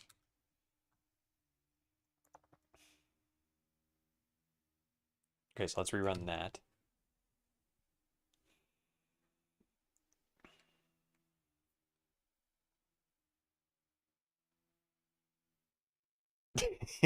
I love this. Okay, next, let's give it the the name. So where is this used? Here. Title enchanter. Yeah, so title here is going to be you.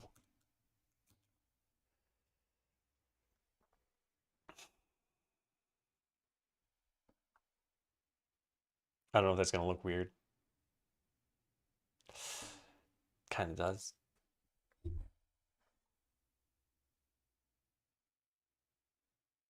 Wait, no, sorry. That's not how that should work, is it? That we do for the Guildmaster?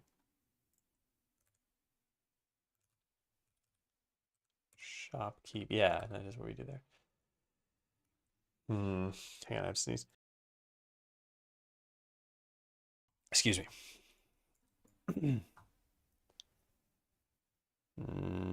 I think I was gonna say if we could fit it under here, that would be good, and then it'd make it a little bit more obvious, or on top here maybe. But yeah, if it just says you, that's gonna look like a bug to people. So I guess let's get rid of that. Alternatively, we could say we'd have to name the skeleton. If you name the skeleton, I think you'd be aware that that name is put up at the top there, and I think it would work. Anyway, I got the line for skeleton. I need some adventurers. I've only got a guild. Click this. Click this.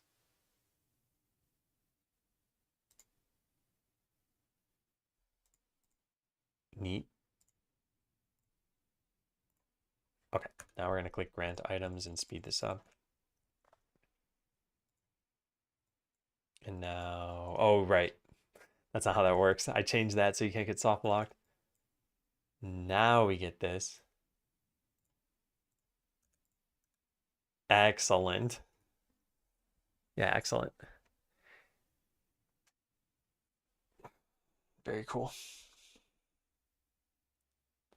Should we put garbage slime here? Or just slime, I wonder. Because I kind of like that it's called the garbage slime. Skele Idabu.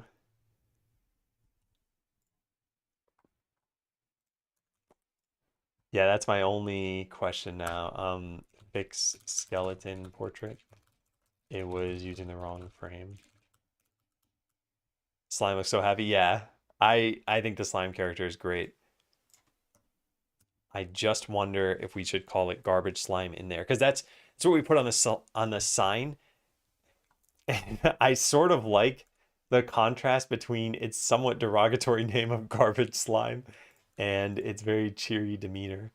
The garbage slime eats items in exchange for gold. And it says summon garbage slime right on the thing.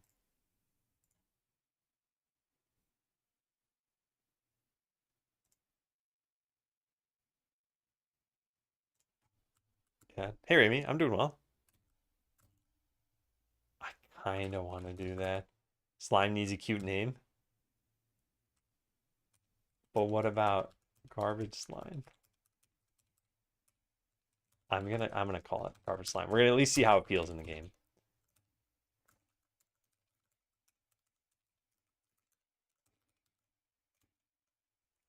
Garbage slime is not a cute name.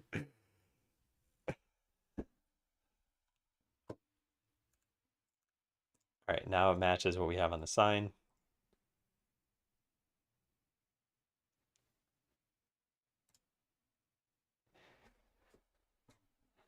Yeah,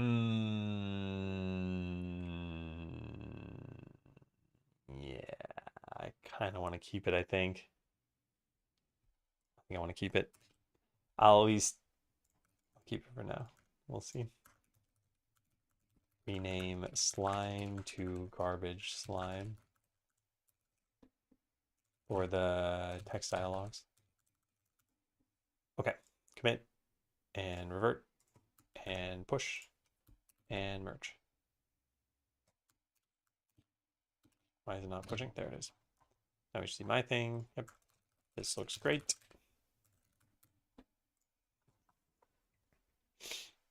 Haven't been able to spend much time. Work has been on fire as a third-party app we use has been down for most of the week. Of course, the one I'm responsible for. Oh man. May or may not have been a day where I worked from 7 a.m. till 4 a.m. Being up by 7 again. Really? Maybe you can feed it a special item that changes its name. I wonder how many people would even notice that, though. I think most people won't intentionally open up the slime's dialogue again to be able to see it. And people unintentionally used to open it, but we fixed that. Maybe that schedule is nuts. Yeah. This is in the game now? Added a setting using a pop-up menu with the options. This works better than a slider, I think, because we probably just want to offer a few options that are not necessarily equally spaced. Best way I could think of for testing this was replace the stream of the audio players with short sounds, add 2 options for 5 and 15 seconds, test those out. Also fixes a previously unknown bug in the window mode controls, only visual. Requires passing the index to the item and not its ID as we were doing. Huh, interesting. Okay, so this is 7:10. This is an important change. Before this change, we had the music playing and then taking like a 5 to 10 minute pause or somewhere thereabouts and then playing again. And people are like, why isn't there just always music? It's because we only have 2 music tracks and I don't want to overwhelm you with it. Controls the delay between music tracks. When one track ends, this amount of time will pass before the next one starts.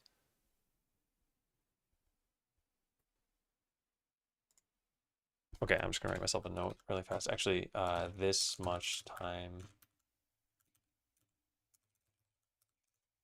Yeah, here it is. Is this a label or a rich text label? Tooltip on parent. So yeah, it's a rich text label. Okay, I think I want to write.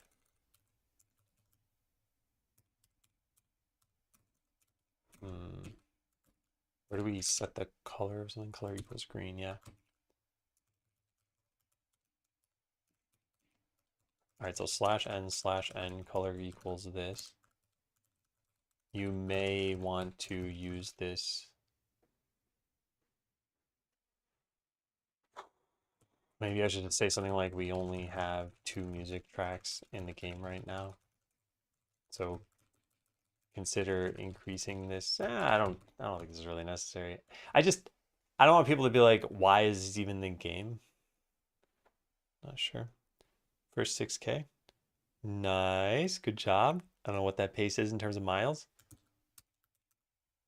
I have no frame of reference.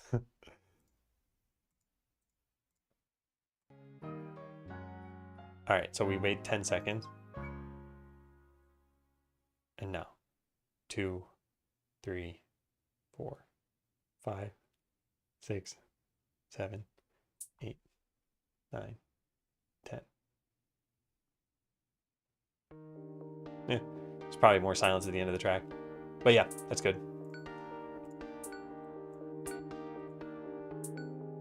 And presumably this gets saved. Let's reload the game. I have it set to 5 minutes right now. Yeah, let's just quit entirely.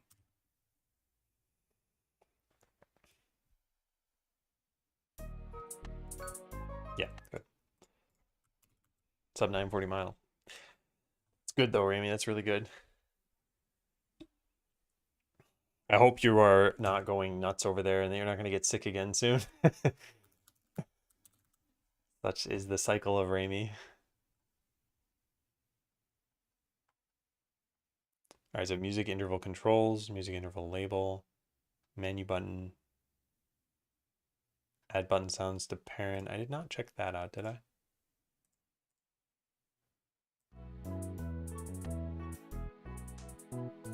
Okay, cool. Actually, wait a sec. As long as this is already playing, I'll set it to 5 minutes. Yeah, let's just let that run in the background.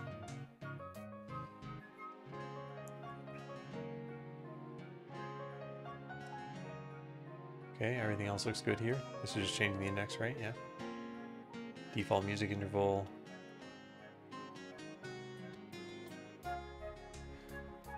Ten, 60, 120, 300.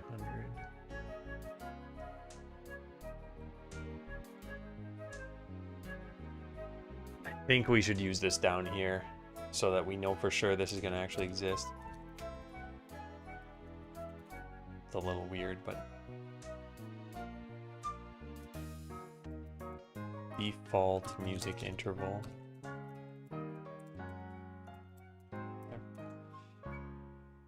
Going nuts is the issue is still not resolved, so I'll probably be spending some time over the weekend as well. If it's a third-party app, are they not just fixing it? I mean, I guess there are still things you can do to work around it, but man, it almost sounds like you're just ditching the app if you're doing that much work.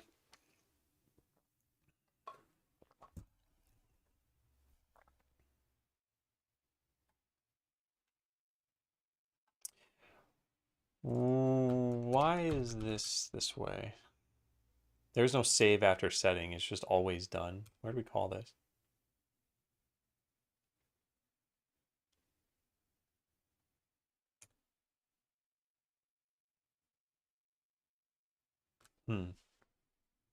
That's interesting. Isn't that counter to what we want? If I change this to 1 minute and I hit undo, it does work. Okay, I'm not sure. Thanks for the resub, TJ. And don't worry about distracting me. I always feel like I can put my foot down if I want to on this stuff. And today is really just about getting through PRs, although ideally I would have been, I don't know, making a little bit more progress on this, I guess. But I don't think that's anyone in chat's fault. That's just me streaming. And I think we're making some decent changes throughout. They need info from me and need to keep some pressure on them. Doesn't need to apply anything at engine level. We just save them. Oh, I see. I see. Because we're the only ones who use that value. Okay.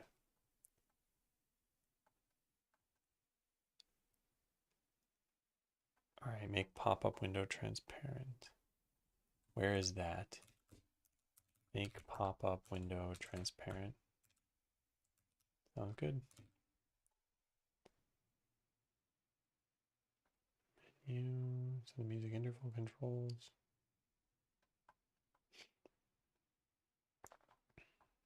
Okay. Town is now inside the music system so that we can tell when the music delay changed. And then anytime it changes. Oh, restart it. Interesting. Yeah, I think that's good. So if I were to change it right now to 10 seconds. Oh, it's already playing. Oh, because I changed it to 10 seconds.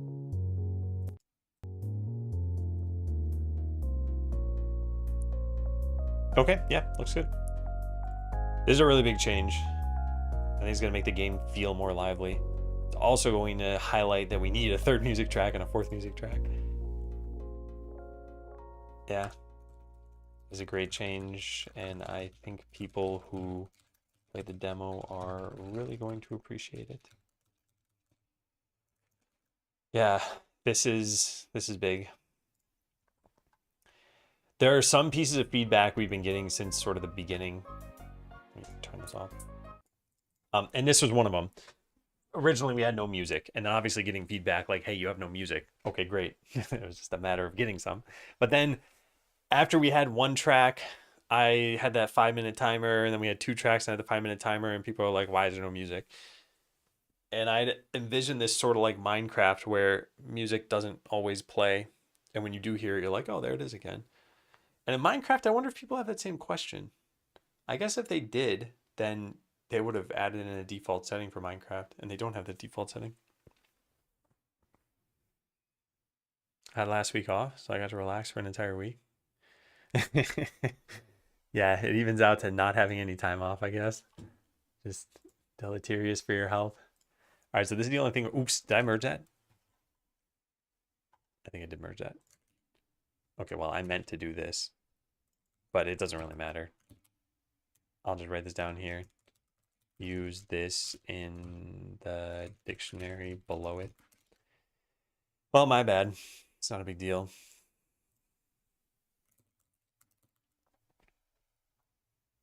I feel like most people turn Minecraft music off. Really?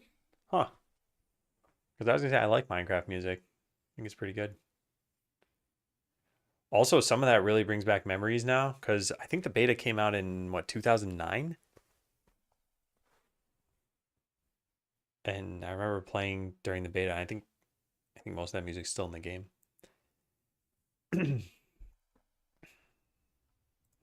Interesting.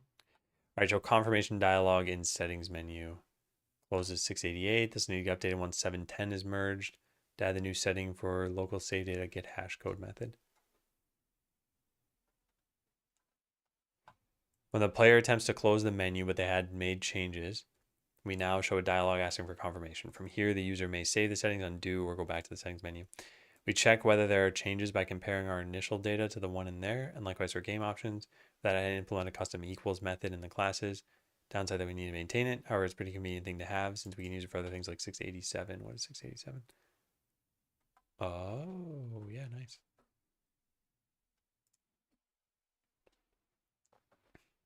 I think people enjoy the music at first, but disable it once they're used to it. I don't feel like the Minecraft music plays so frequently that I'm bothered by it. Yeah, yeah.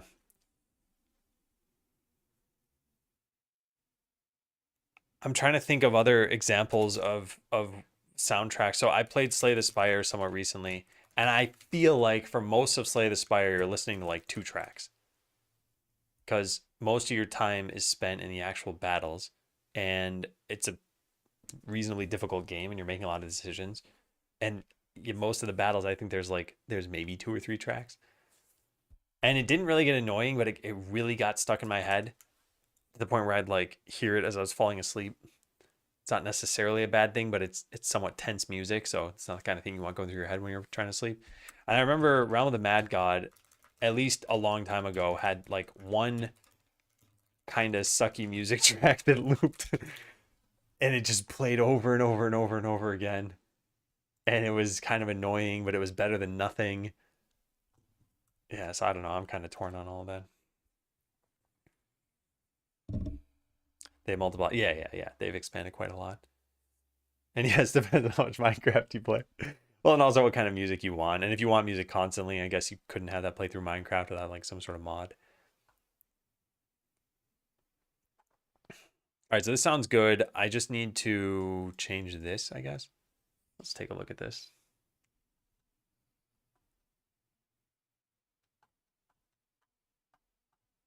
Layout mode getting changed.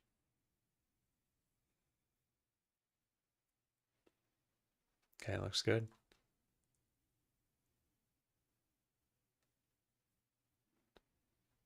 Looks good.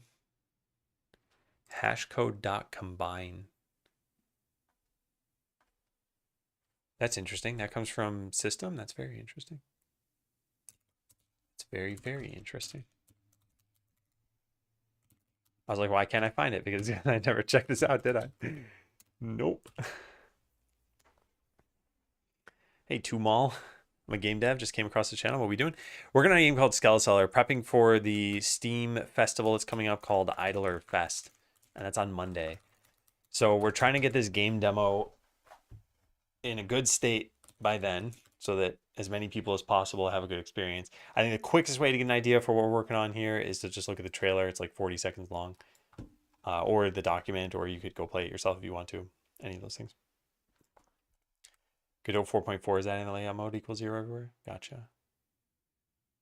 Yeah. Hey yo. Happy Friday. Okay, so I wanted to search for this. Hash code.combine. Here it is. I just want to see.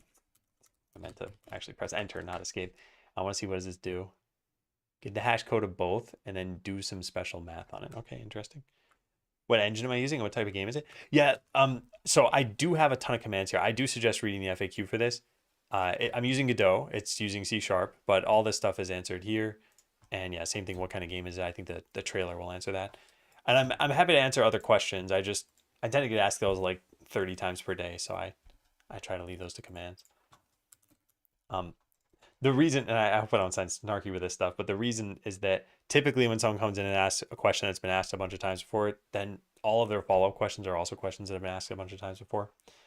And like I said, I don't mind answering the sort of unique questions that show up there, but I also have to be productive at some point.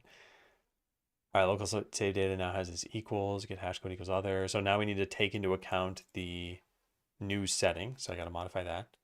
If someone save changes, would you like to save them? All right.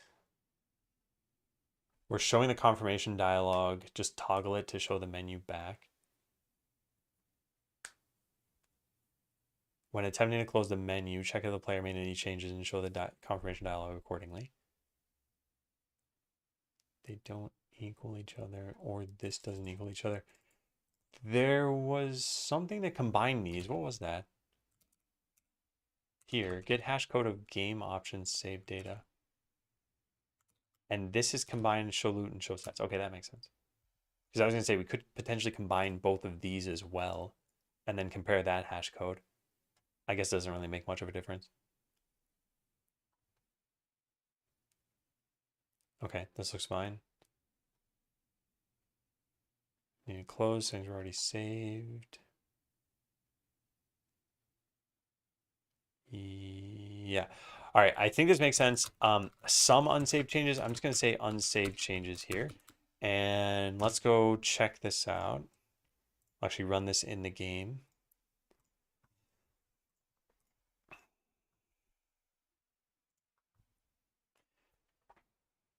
And then there was something else that came to mind. Oh yeah, the hash code thing. I gotta address that.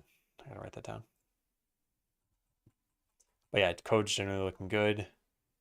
Let's copy this to here for right now, and then go try this out. So if you change a setting in here, so let's say I change game scale, and then I click outside of here, it says you have unsaved changes. Would you like to save them? So I'm gonna say undo changes. Puts me back there. Yeah, that's good. Now if I do that and I hit save, nice. And now if I hit cancel. Okay, yeah. Yeah, pretty good. And that's only if we actually do that. So let's see if I press escape, undo. Yeah, everything works. Nice. All right, so update the hash code of this. Let's go take a look at that. Local save data, get hash code, get hash code. Let's close out of this so it doesn't show up and pollute that. Here it is. So hash dot add the, what is it called? Music delay interval. It should just be in here, right? Music delay. I don't know where it is. Oh, wait, I didn't actually merge that. I see. I need to rebase. Yeah. All right, so then this I should check in right now. Let's do that. Reword confirmation dialog. This is pretty minor. Revert these things, push, and then we'll rebase, yeah. All right, so git pull rebase. Conflicts I wonder if I should just merge and not rebased.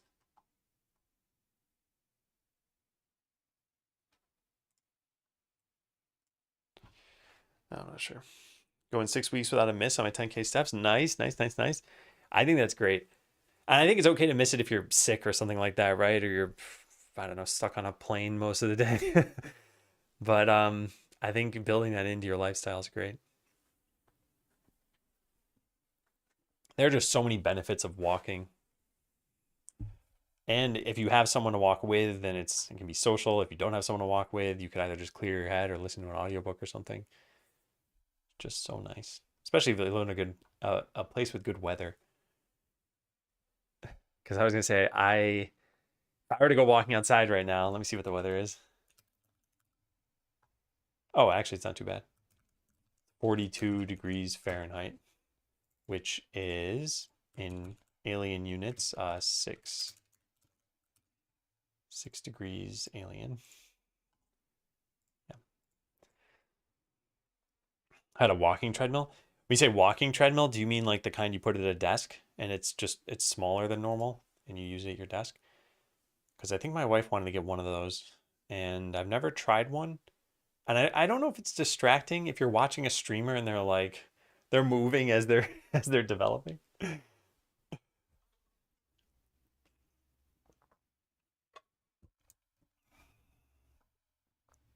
Non-electric powered. I don't know which one my wife wanted to get. I think it might have been electric. I'm not sure. I think I'd hate seeing you walk while streaming. What if I have a camera stabilizer? I'll also use it while watching videos or shows. Yeah, cool. All right, so what are we looking at here? We're gonna need both of these things. And now setup confirmation dialog doesn't work because it's hidden by merge conflicts. I think we're just gonna accept both of these and there shouldn't be any problem. Yeah. Okay, so now let's try that out.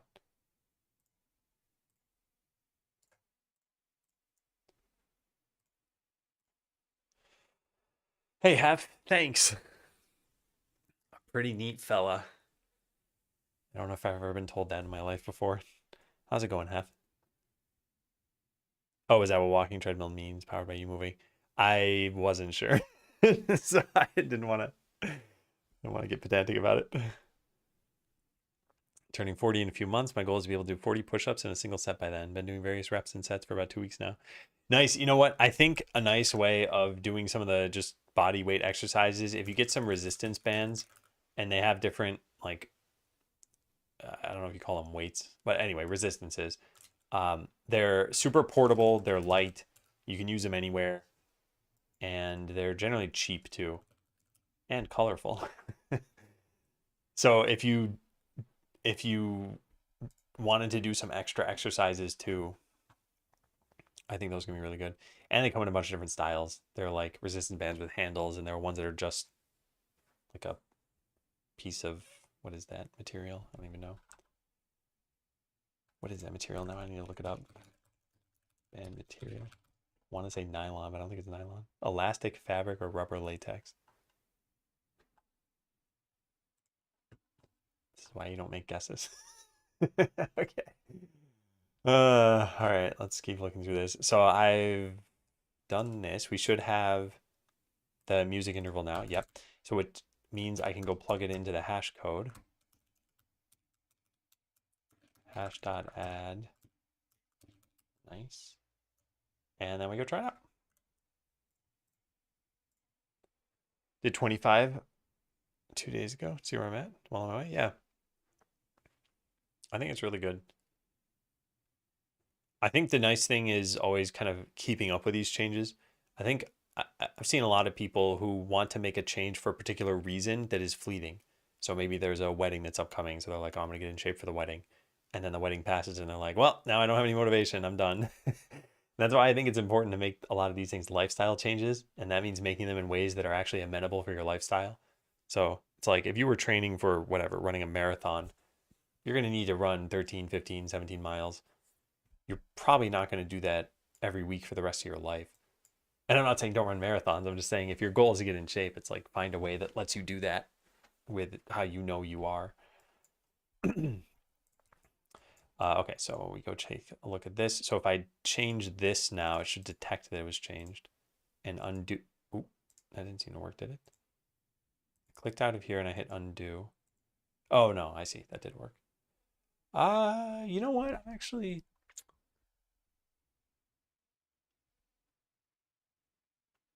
I wonder if it should make you leave this dialogue. Like you click the background.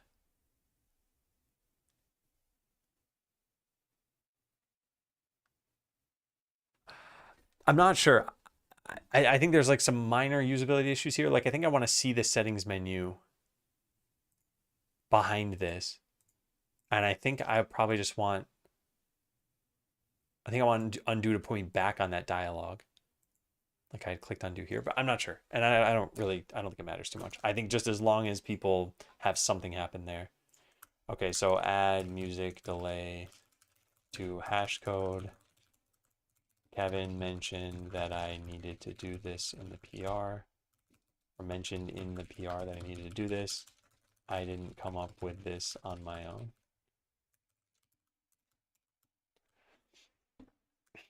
Should close the menu regardless of what you choose. Well, one of them is cancel. That shouldn't close the menu. But yeah, I know what you mean. Oh wait, oh you're saying close even the intermediate menu? Like I go into settings and I change something here and then I click this. You're saying that if I click on or whatever I click undo save, it should even close this menu? Because I could see that being the case. That's not how it works when you click save settings anyway right now. Bring you to the game. Yeah. Yeah, I could see that being the case. It's just it doesn't work that way here. Here, clicking save brings you back to the previous menu. Anyway, like I said, there are some kind of little usability things that I don't think are probably worth changing for this.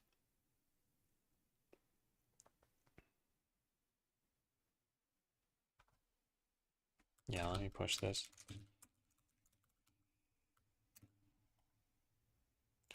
Okay. Overall, this is good, and I don't think we should make changes. But there are some small usability issues. I think I would expect to see the settings menu in the background while the confirmation dialog is open. Rami suggested that choosing save or undo through the new confirmation should then bring you directly to the game, not to the in-game menu.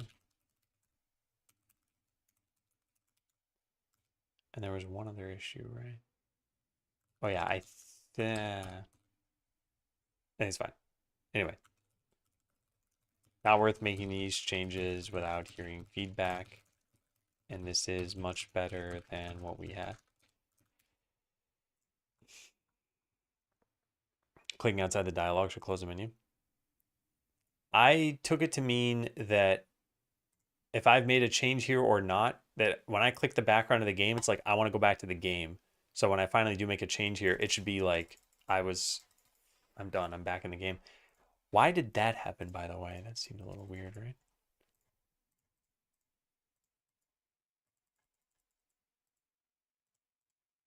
Oh, I see. Okay, yeah, I think this is fine. I don't think this is such a problem. All right, display battle panel errors in start battle tooltip. Close this. Since the tooltip is only displayed when the pass string is not empty, it looks like it works by just passing the error string. It's already set to empty, so we only see this on actual errors. Yeah, I think it's good. And it should be very short as far as code goes. Start battle tooltip. Yeah, nice. Click on the game. You still get the pop-up. Do you want to save? Anything but cancel brings you immediately to the game. Yeah. Yeah, so I wrote that down correctly. whether or not it's worth doing, like I don't know how often people are going to go into this sort of thing, and either way, now you have these changes you can make. Did that work? Let me hit save here and try that again. That's strange. It's detecting a change even though I'm dragging it to the same thing. Oh, it's detecting a change every time now. Uh-oh. I probably broke this with this thing. What is causing that to be different? Hmm.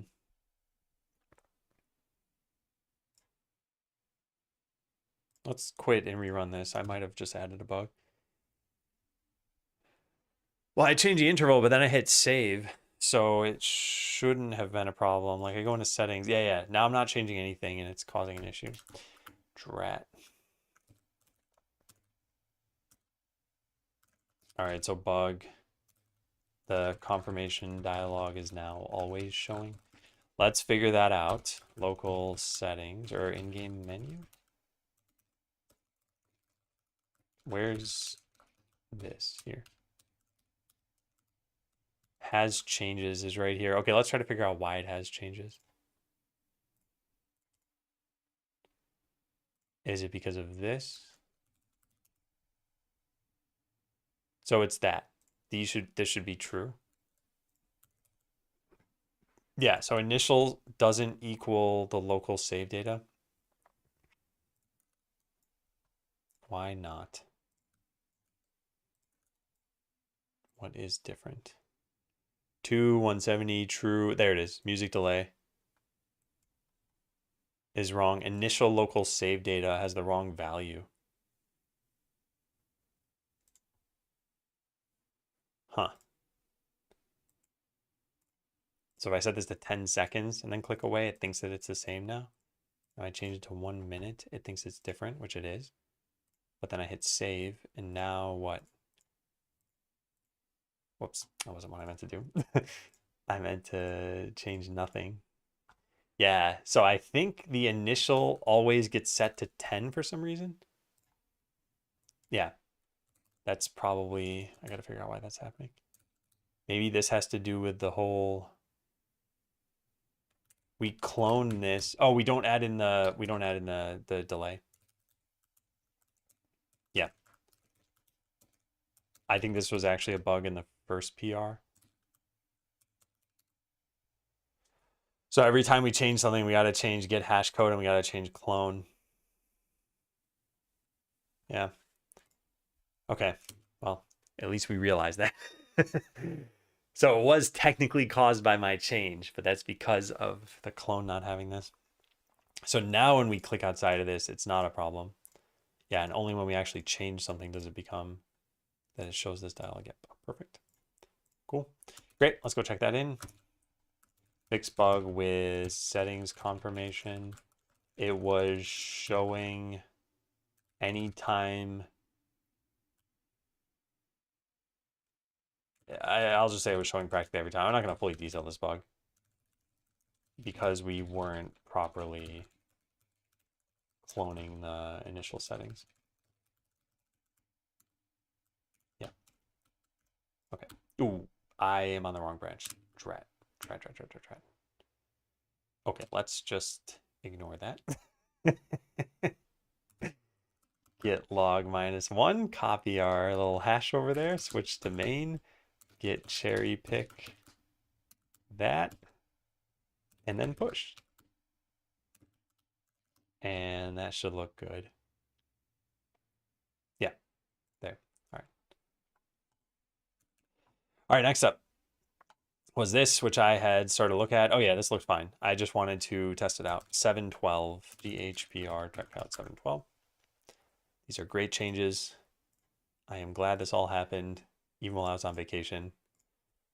And actually, it kind of worked out well because I didn't make any changes during that time, so it's not like there were any conflicts with me.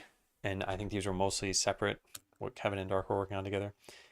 Okay, so start battle has no tooltip right now. We click this, and now it has a tooltip. It's just the same text that shows here in red. It's just now it's a little bit more obvious that like, hey, if you're not going to read this, you're going to see it there. And what else? Is there any other way we can cause that error to happen easily? Because we have too many party members. Yeah. Whoops.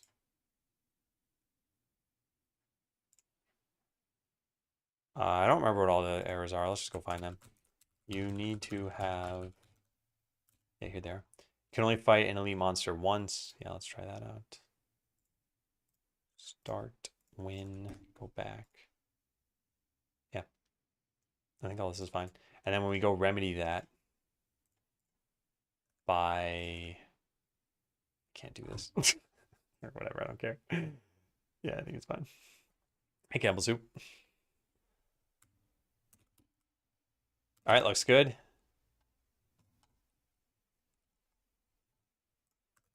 This is great.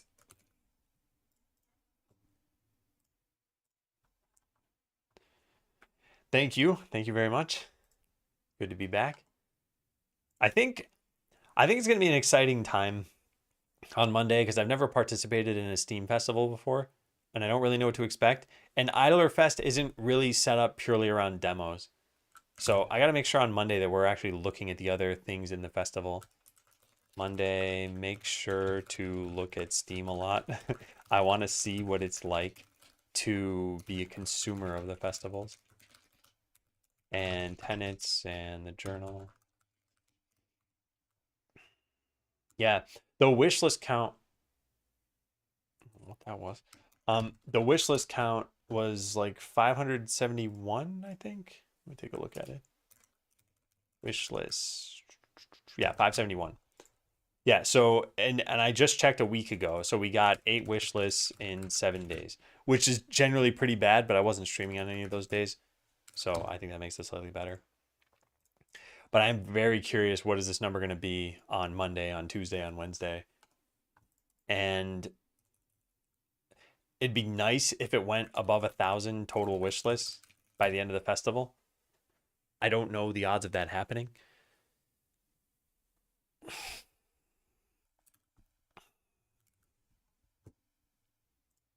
Yeah. All right. So next up is this, add fake italics. Didn't really know what value looks best. 1.35. That looks pretty good. Yeah. Variant with default font use 0.2. Didn't feel it made any real difference. Default font in question from the issue replaced with our custom font. Send the themes. I also replace that one.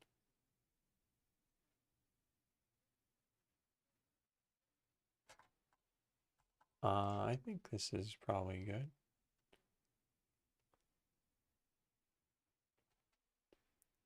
I'm not sure. I'll have to try it with 0.25. I mean, if the default is 0.2, let's at least see how that looks. So now we have italics and bold italics. And I think we gotta...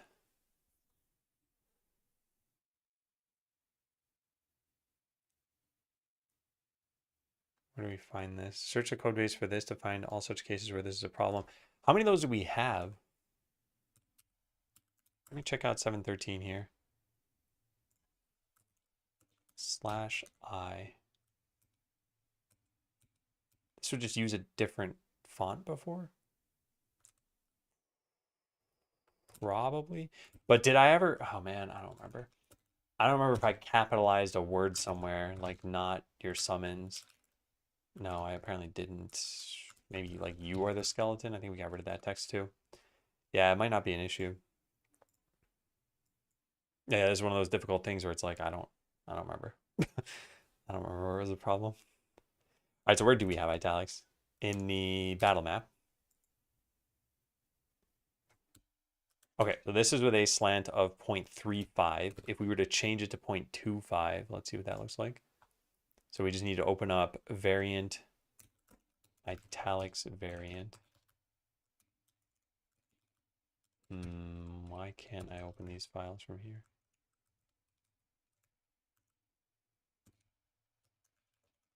Oh, now they're opening. Weird. All right, so let's just set this to 0.25, and then same thing with the other one. 0.25, and then relaunch this. So we're comparing this with this. I know my head is covering this. Let me move this a little bit.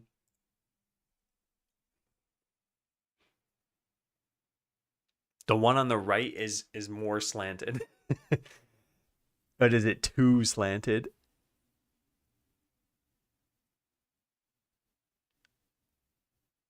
I can hardly tell.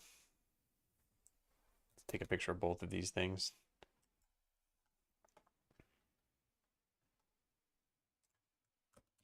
I honestly actually can't tell. We're gonna put this below the other one and see if it's obvious. Is it different? It's possible I didn't actually make a change. Yeah, they look the same.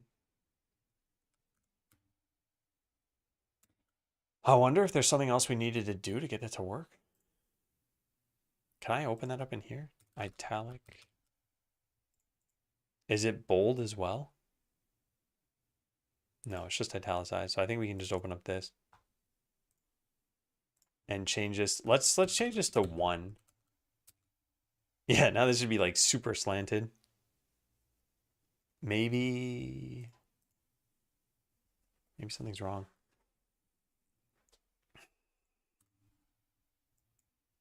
Okay, it's definitely working because we can see there it's now almost illegible. We have hyper italics.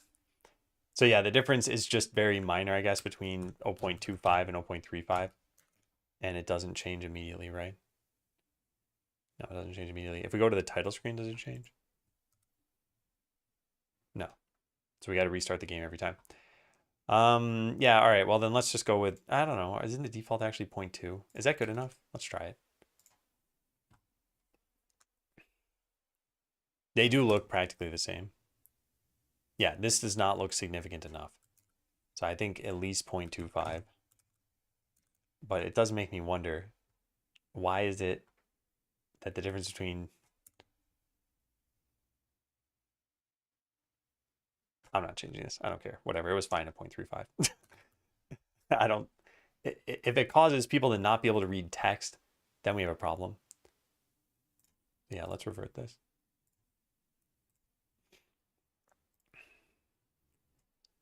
Okay, now there was something else I wanted to look at, which is just, does any text need italics that we previously couldn't have and now we can have?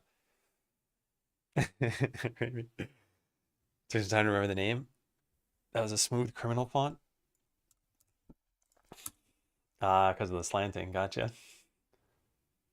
Good old Michael Jackson.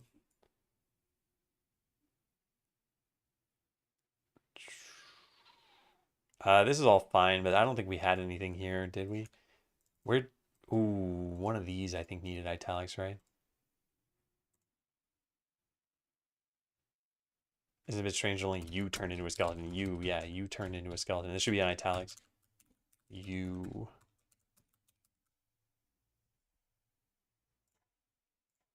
It's going to be a little bit hard to find all of the references of this because I think I probably would have used either just bold or all caps.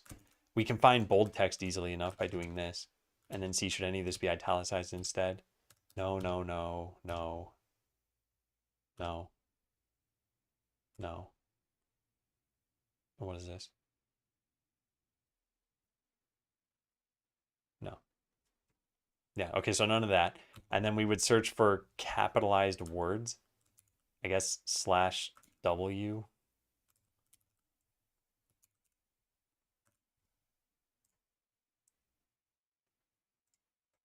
Wait, how do you search for capitalized words? A to Z. Is this even finding capital letters? Oh, maybe I need to do that. Aha, cool. Okay, and then we put a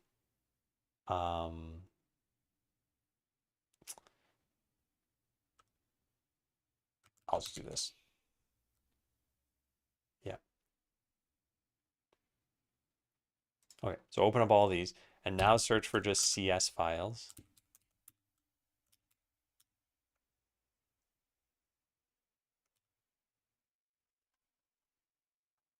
I guess anything with UI constants doesn't really matter. DPS is fine.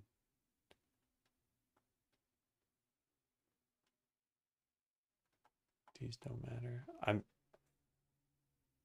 Yeah, this is an example of a bad one. This should probably be changed.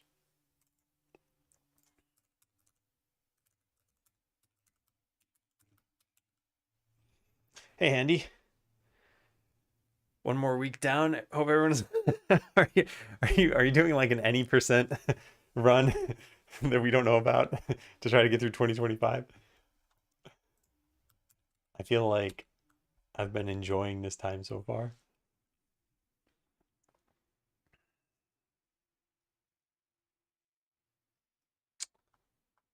There's probably a better way to search for this, but I'm worried we might miss something. Once we get through all the CS files anyway, this should be fine. And I don't think I don't think we have any more. We're like halfway through the list.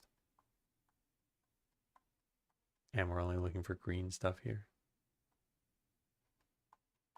It's all fine so far. Plus, even if we miss something, it's not a big deal. Yeah, that's it. I think we're done. Unless there's another CS file down there. Nope, that was it. Okay, cool. So we fixed what? 2 locations? So this is for the cane, and this is for the special text we had there. So let's go take a look at both of those in the game. Just life, applying for jobs, working on fun projects, the usual. That doesn't sound too bad.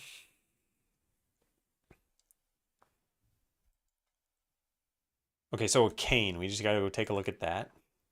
Any of these the cane? No. There it is. A weapon and a walking stick? Okay, now it looks too slanted. Now that's in context. I think 0.25 might have been better.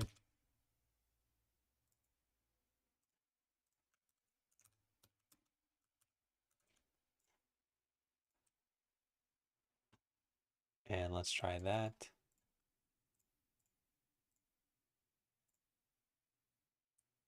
Oh, that's broken. That's not good. That means that there's another theme that needed to be modified here.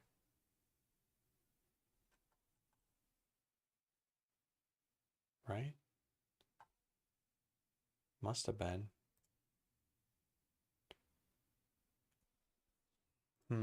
What theme is I using? What even is that? That's not funny. This is partial dialogue data, which gets fed into set dialogue. So the dialogue system itself has this. Dialogue box must have a theme. Theme is dialogue theme. Open that.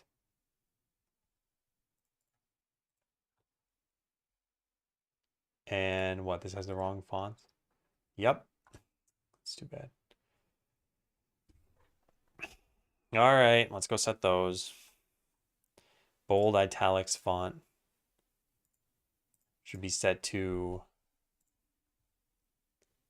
bold italics, and then just regular italics be set to that.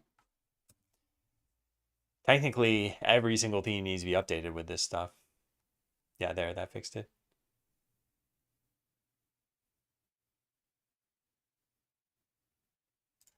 Okay. So what about the cane? Yeah, looks good. All right, what other themes are there? Let's go look through them all.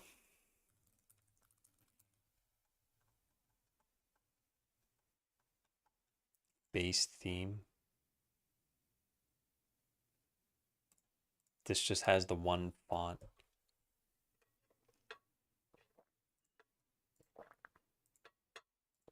What font even is this? Roboto? I don't think we should be using that. Dialogue theme we did. Notification theme. We don't have anything there, so we can't just use italics there. All right, I don't think I want to go change all of these things if we don't need italics for them anyway.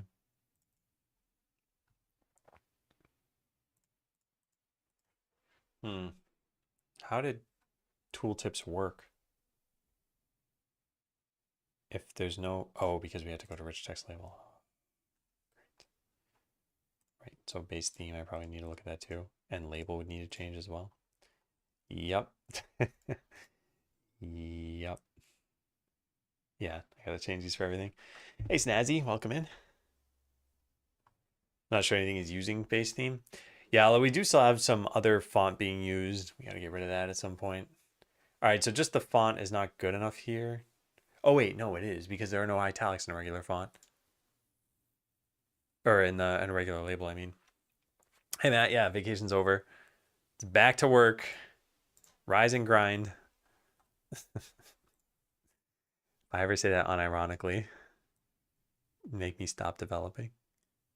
Bold italics, yeah, this is fine right here. We have italics and bold italics set. Good.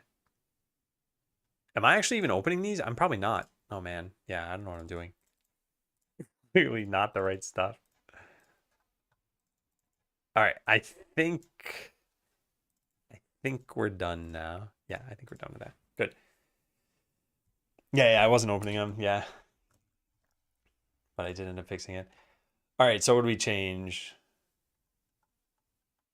This stuff. I think I'm gonna keep every change that we made here.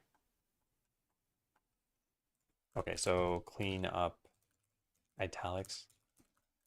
Added the italicized fonts to dialogue theme .tres, and then took Dark's suggestion to decrease the slant from 0.35 to 0.25 and italicized what, 2 extra strings, 2 applicable strings,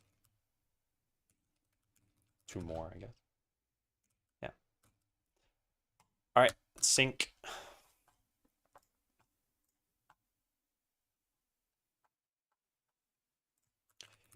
Looks good. I took your suggestion to change the slant factor by 0.1. I also added the italics to a theme that was missing them. Yeah. Squash. Using one theme with a couple of type variations. Yeah, we probably should change how we're using the themes a little bit, I think, but that's what we have for now at least. Split build and upgrade buttons. Oh, this was yesterday. Yeah, I wasn't looking at my email yesterday. I wonder if that's where those were from. Available buildings, build, upgrade. I think they should probably say new and upgrade. Or new buildings and upgrades. Yeah, new buildings and upgrades. I think I like that. All right, let's go get this. 714. Looks so happy. Yeah. Happy to be working on the unfun tasks. Building is built. Why is that there? Shouldn't this have existed somewhere else?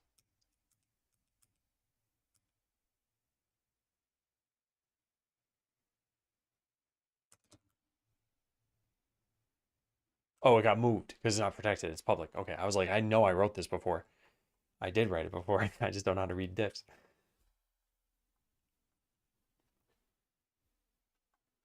You need to count them like this because the freed buttons will not disappear from the container until the next frame. So he's get child count.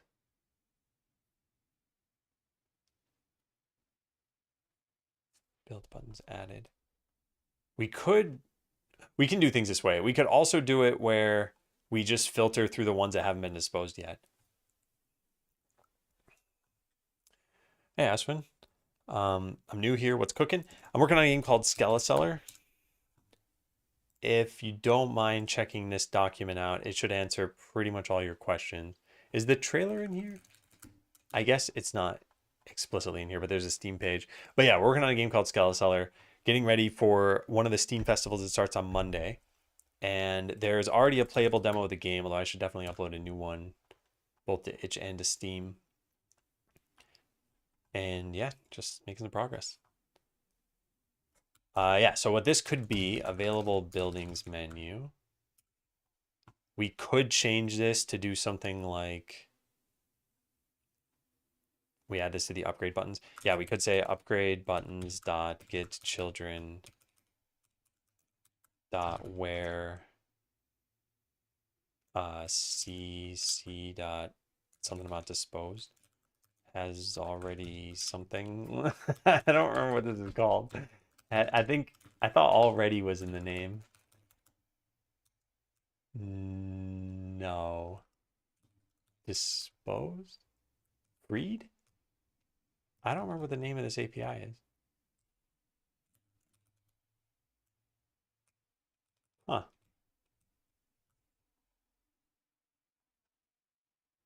Oh, is marked for deletion? I think it is marked for deletion. Is queued for deletion. Okay. Like 7 word variations later, we finally got there. All right, so that's what I want. Dot where C dot is queued for deletion. So the ones that aren't queued for deletion, and then count that, I guess. So this is the other way we could do this. I don't know if it makes things better, but we could um could make a function out of this. Keyboard looks awesome. Thanks. Yeah. Actually got a chatter on Steam. Really? Steam chat. Let's see. Do you read chat here? I don't tend to. Yeah, but hi Zinra. I'll leave this open. The reason I don't tend to is because no one ever really chats there. So I'll keep a little tiny window open. Hey, Sammy.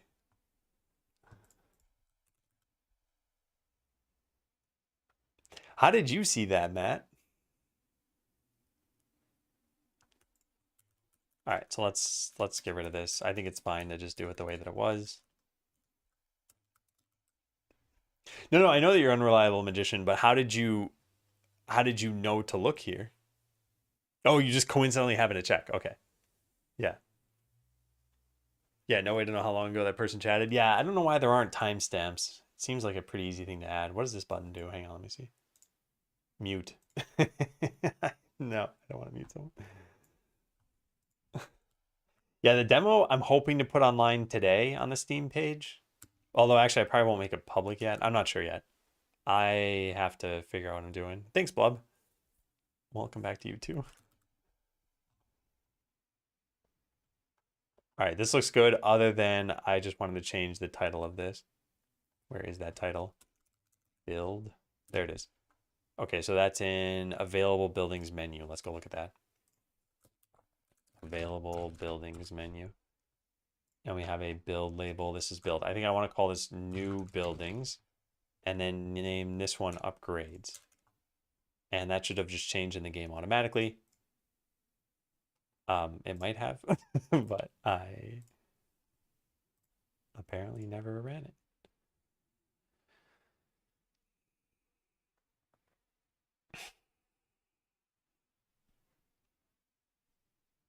Hmm.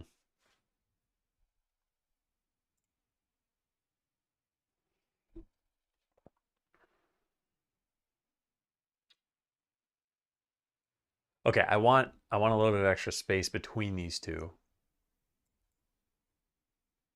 But beyond that, I think that looks pretty good. So let's say we build one of these things. Guess I should have built this. Yeah, just a little bit of space between them. Didn't even know Steam had a separate chat. I thought they were just embedding Twitch. Do you have to restream to Steam? Yeah, I do. Well, restream. I am from my computer sending a stream to YouTube, to Twitch, and to Steam. So I'm not using some third-party service to do the rebroadcasting for me. Because I was using Restream for like a handful of streams, but they put their own branding in, and in order to get rid of the branding, you need to pay money. But like it's free for me to stream to 3 services, so I don't know why I would pay money for that.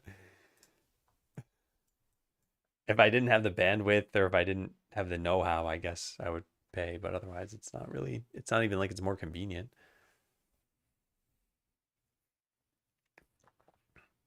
Yeah, I think I just want there to be a tiny bit of space there, but only when it's needed. So I guess this VBox container can just change it. Separation is currently 8. If we just make it like 12, it should hopefully be good. Is that affecting it? It should be. Man, this is something I don't like about Godot. When you make it take up half the screen, you just can't resize this. There's no way to make this section larger. I have to make it take up more than half the screen, which is fine in this case. Yeah, so what is a good amount here? 16 maybe? Yeah, I think it's good. It's not too much space. So let's save that. And then let's try not having anything that we can build anymore to make sure this doesn't look weird. So get that, get that. It's going to move the camera around quite a lot. But then I'll eventually own everything.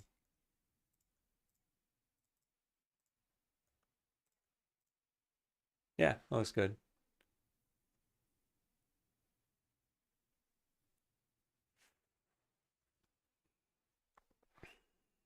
No problem, Dennis. Yeah. Small headers in the menu could use some styling, I think. This one, the upgrades thing. How big is available buildings? Menu title, here it is. Font size 24. So yeah, this could be 20. Let's see what that looks like. Yeah, I think it's pretty good. Also, me eat everything in the kitchen. Solution, don't put things in your kitchen.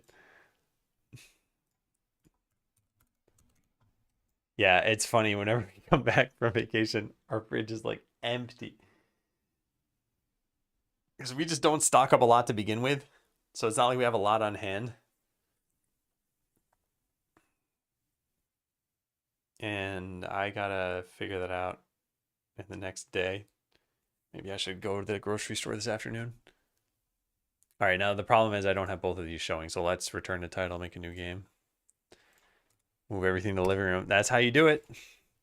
Find some coins in between your couch cushions, a sandwich. Okay, now it looks a little too big, maybe. I think 18 might be the sweet spot. I think also possibly a tiny bit more margin on the top of this. Which one's the top? Left, top. Here it is. No, that's not the one I wanted.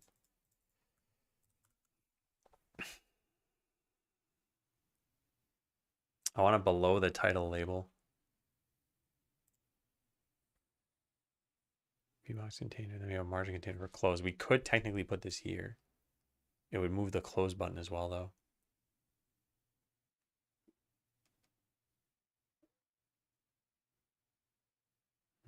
I guess we could lower it then with this.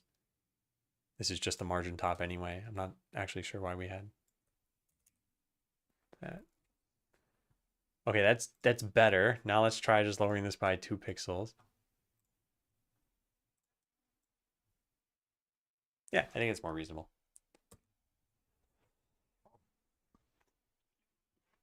We go to the grocery every week. Greens don't last that long. Yeah, but there's a lot of stuff that lasts for longer that I feel like we just don't even stock up on, really. I guess we have the normal condiments and things like ketchup or soy sauce, but yeah, our food is like or our fridge is like a depression era fridge right now.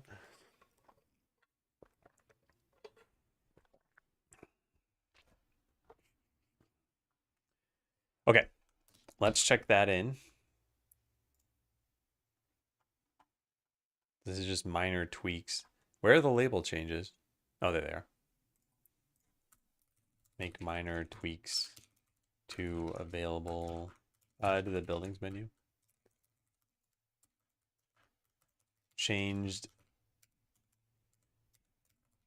I changed some labels and some sizing and spacing. Yeah, that's it. What just happened? My screen went black. What was that?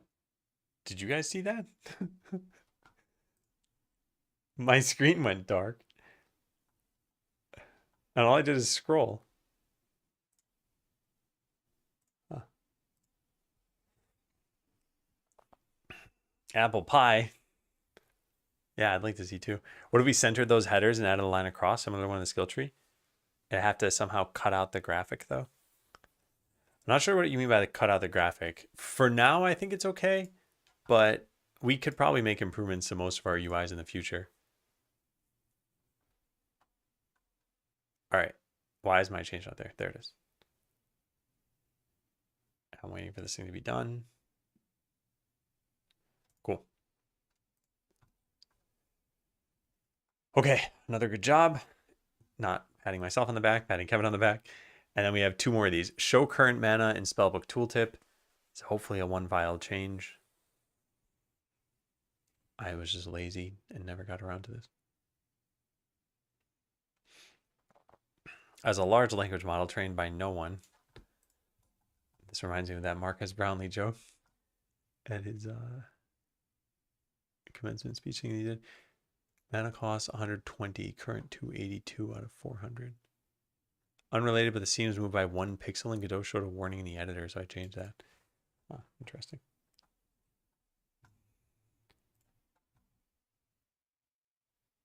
So yeah, it is a one file change.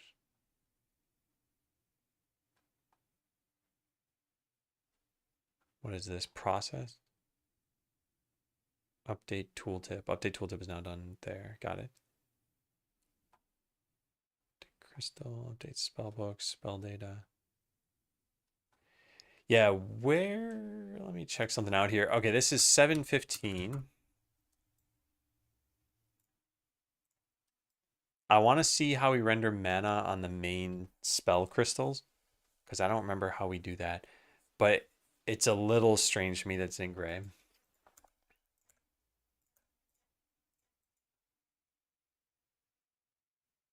I see. Here we put the all spells cost 120 mana there.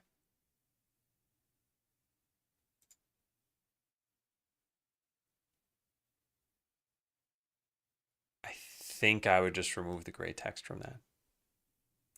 Yeah. Coming from Enchanter Den. I think line 243 should call update spellbook tooltip.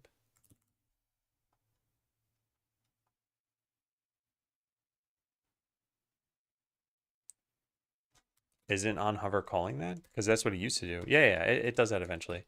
I think the important part is it needs to do is mouse over on that. Unless something is wrong here. This is just update tooltip. That's is mouse over. So we already know that the mouse is over this thing. So what does this do? So this is going to be, this is not going to help. Then hovering over the book needs to know that we're hovering over the book. Where do we call on stop hover?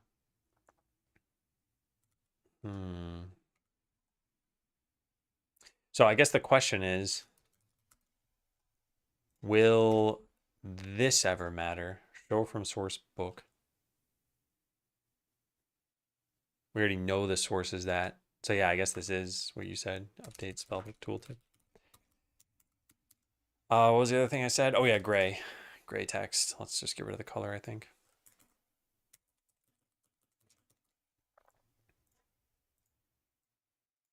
Can I make this take up the, the right size again? There we go.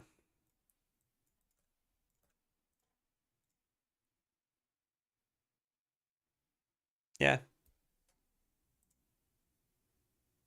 I think it's good. Yeah, okay. Looks good. Let's just remove gray text. And revert and push and merge. Looks good. We might eventually have a UI that's always on the screen that lets you cast spells instead of needing to navigate to it in the world. Hide skill table until first elite is beaten. Closes 6:30.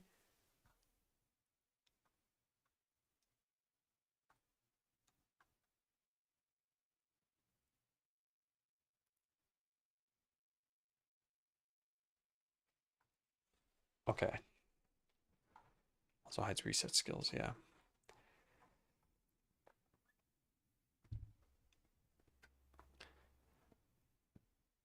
I'm just thinking about this. You beat your first elite after roughly like 5 to 15 minutes. So it's not like this is hidden for long, and you can't interact with this panel until you get a skill point. It's just me questioning whether this original issue 630, if I still like the suggestion after 2 weeks, and I think I do.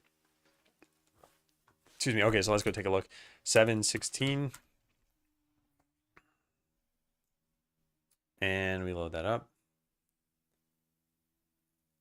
Did it because I saw the issue open? It was straightforward enough. No, I think this is good. I just want to see. I wonder if we should just delete this whole section. Or not the whole section, but like this stuff too. And say defeat an elite enemy. When I click this, okay, so that's another tiny little problem here.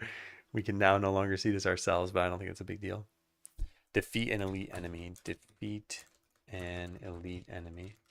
All right, this is called just label. That's a bit unusual. Doesn't that mean that we're finding this by...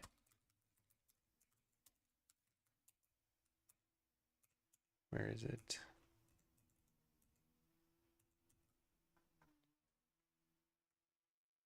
Huh, yeah, where's this? Skill table. Oh, we must hide the whole container. Yeah, there it is. Okay.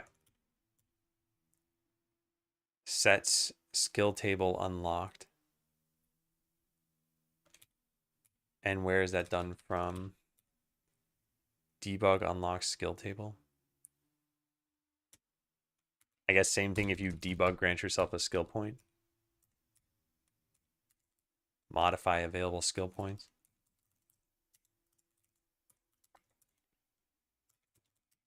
Okay, so that fixes that one. And then was there something else I want to look at? Oh yeah, what happens when you load this? Unloaded from save. Yeah, there we go. Okay. Grant most things that show. Yeah. And let's test this out. So I load the game. We do have this showing. Why is this taking up so much space? I think that's just a different problem. Now let's go to a new game. Load that up again. Click the debug button. We get this whole thing. Which means that if you beat the boss while this is open, I guess you're going to see a change. Start battle.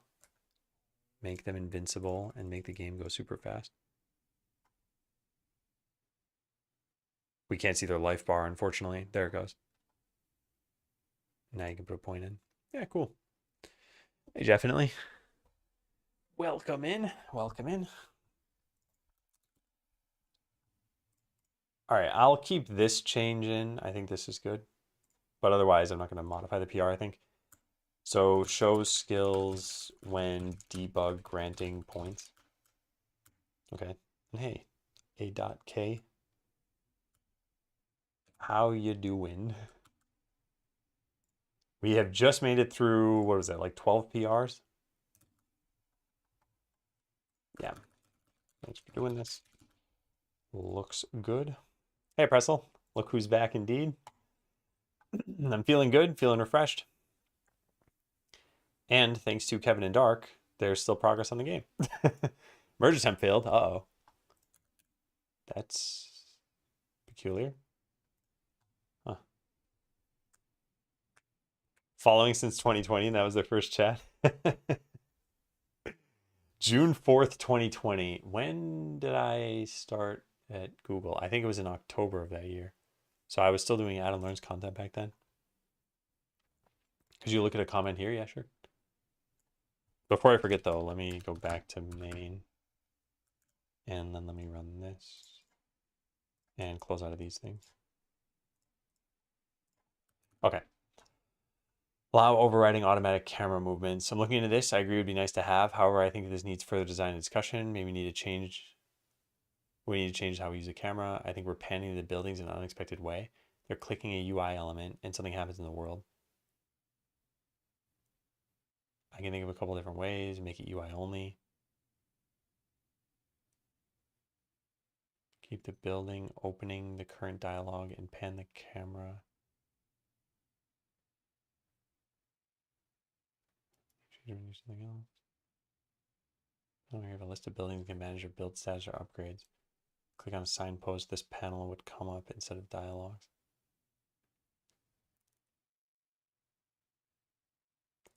Pan the camera when you click in the dialogue to build or upgrade. Yeah.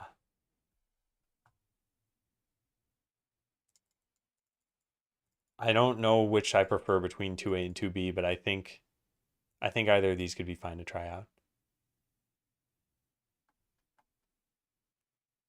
There's one other case where this happens, by the way, and it's in the very beginning of the game, but I think it's less of a problem there. It's a vacation agenda shared already. There's just this that I have. I updated the vacation command. All right. So yeah, oh yeah, I should probably comment on this. I think either of the good to me. I don't particularly mind which variant we choose.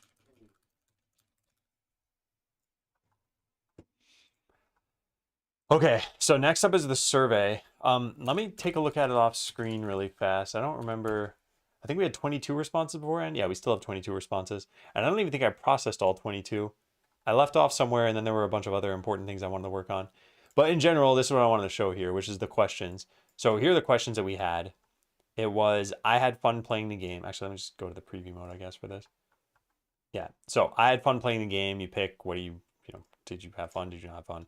Had you played Skeleseller before this version? I think we should ditch this question because if this is going to be a demo through Steam, I think very few people will have played the one before this version. Then how did you find out about Skeleseller? I think we're just going to assume it's through Steam. So I think the first question, did you have fun? Still important. How much would you pay for this? I think is probably important. And then any other thoughts you'd like to share? Yeah. Did anyone say strongly disagree? I think in the previous checkpoints they did, in these checkpoints, here's what we have. 55% said agree, 9% were neutral, and 36% said strongly agree. So everyone was either neutral or had fun, which is good. I'm not exactly looking at the breakdown between agree and strongly agree over the different checkpoints. There's another factor here, which is, have you played a previous version? Like 8 people had played a previous version, and I think those people are less likely to find it more fun than they did because there's just not new content yet. And then, yeah, how'd you find out of the game? It was almost entirely through me. So, yeah, I think we'll ditch 2 of the questions. Is there anything else that people think I should ask the people on Steam? Remember, the goal here is keep the survey very short and have any like actionable questions.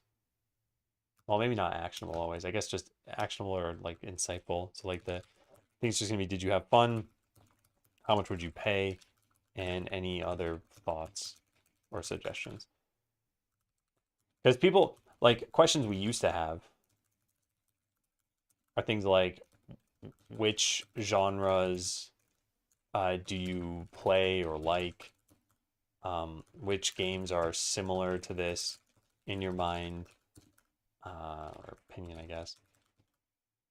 What else have we had on there? Like, how active do you want the game to be? I don't think I want to ask those questions. Does it cover what would you add to the game? It should. Any other thoughts you'd like to share? Things you liked or disliked, ideas, etc. Yeah.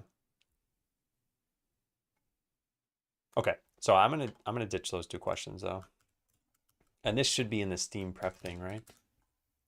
Where is that festival prep? I hope I wrote this down about the survey here. Yeah, change the feedback survey link. Make sure the questions make sense. Make sure it's obvious that I want people to explain why they're saying stuff. I don't think we're gonna change the wording on that. Update. I think we should ditch the 2 questions about whether you played a previous version and how you found out about the game. Yeah. Oh yeah, we gotta fill this out too.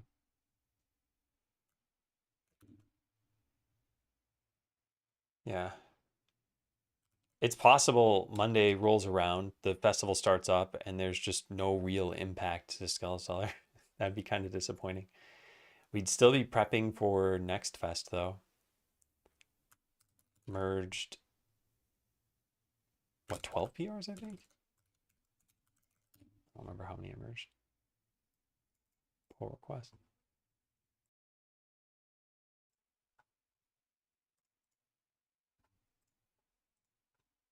No more Steam chat. I'm just gonna close the Steam chat page. I'm not gonna be looking at it. What do we do today? We went from what here? 2, 4, 6, 8, 10, 12, 14. Didn't do much else on stream since I only streamed in the morning. And how long did I stream for? Oh wow, 3 hours exactly right now. You do a star system where the player votes. How would you rate the UI, gameplay, story, etc.? I don't think I'm gonna. I don't think I'm gonna do that. Only because it's not everything is finished. I guess it could still be helpful, but yeah, I'll steer away from that for now. There's something else on my mind. Oh yeah, look at the forums as the festival progresses. People may be posting there. Yeah, so if you go to the Steam page, there's the community section, and then it seems like everything's loading kind of slowly. And then the discussions tab. And there's nothing really there right now. Yeah. By the way, if anyone has not wish listed this would really, really help. Thanks, M2. Oh, if I could actually type wish list. We're up to, I think, 571 wish lists. And a lot of how these festivals work is by showing, like, here are the most wish listed games. So if our game does show on that list somewhere, we'll start getting even more wish lists.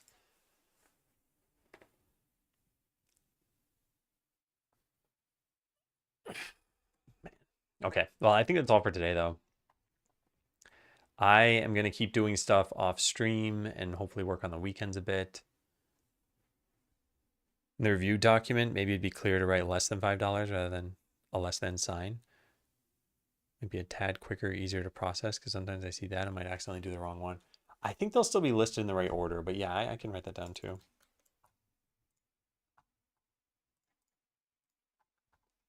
Where is that?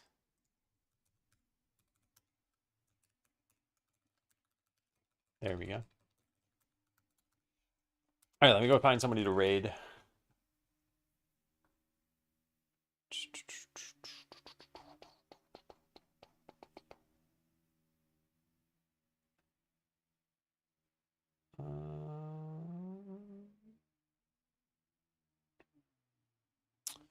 Let's raid Nuka DeLuca. Okay, I'll be back on Monday. And Monday's also the start of the Idler Fest. So, yeah, I don't know if it's going to be a celebration or crickets or what, but I'm excited. Yeah, no afternoon stream. I'm going to just do prep offline. Thank you all for watching. Thanks for the subs today. And I hope to see you on Monday. And yeah, we'll experience this festival together. Take care. Have a good weekend.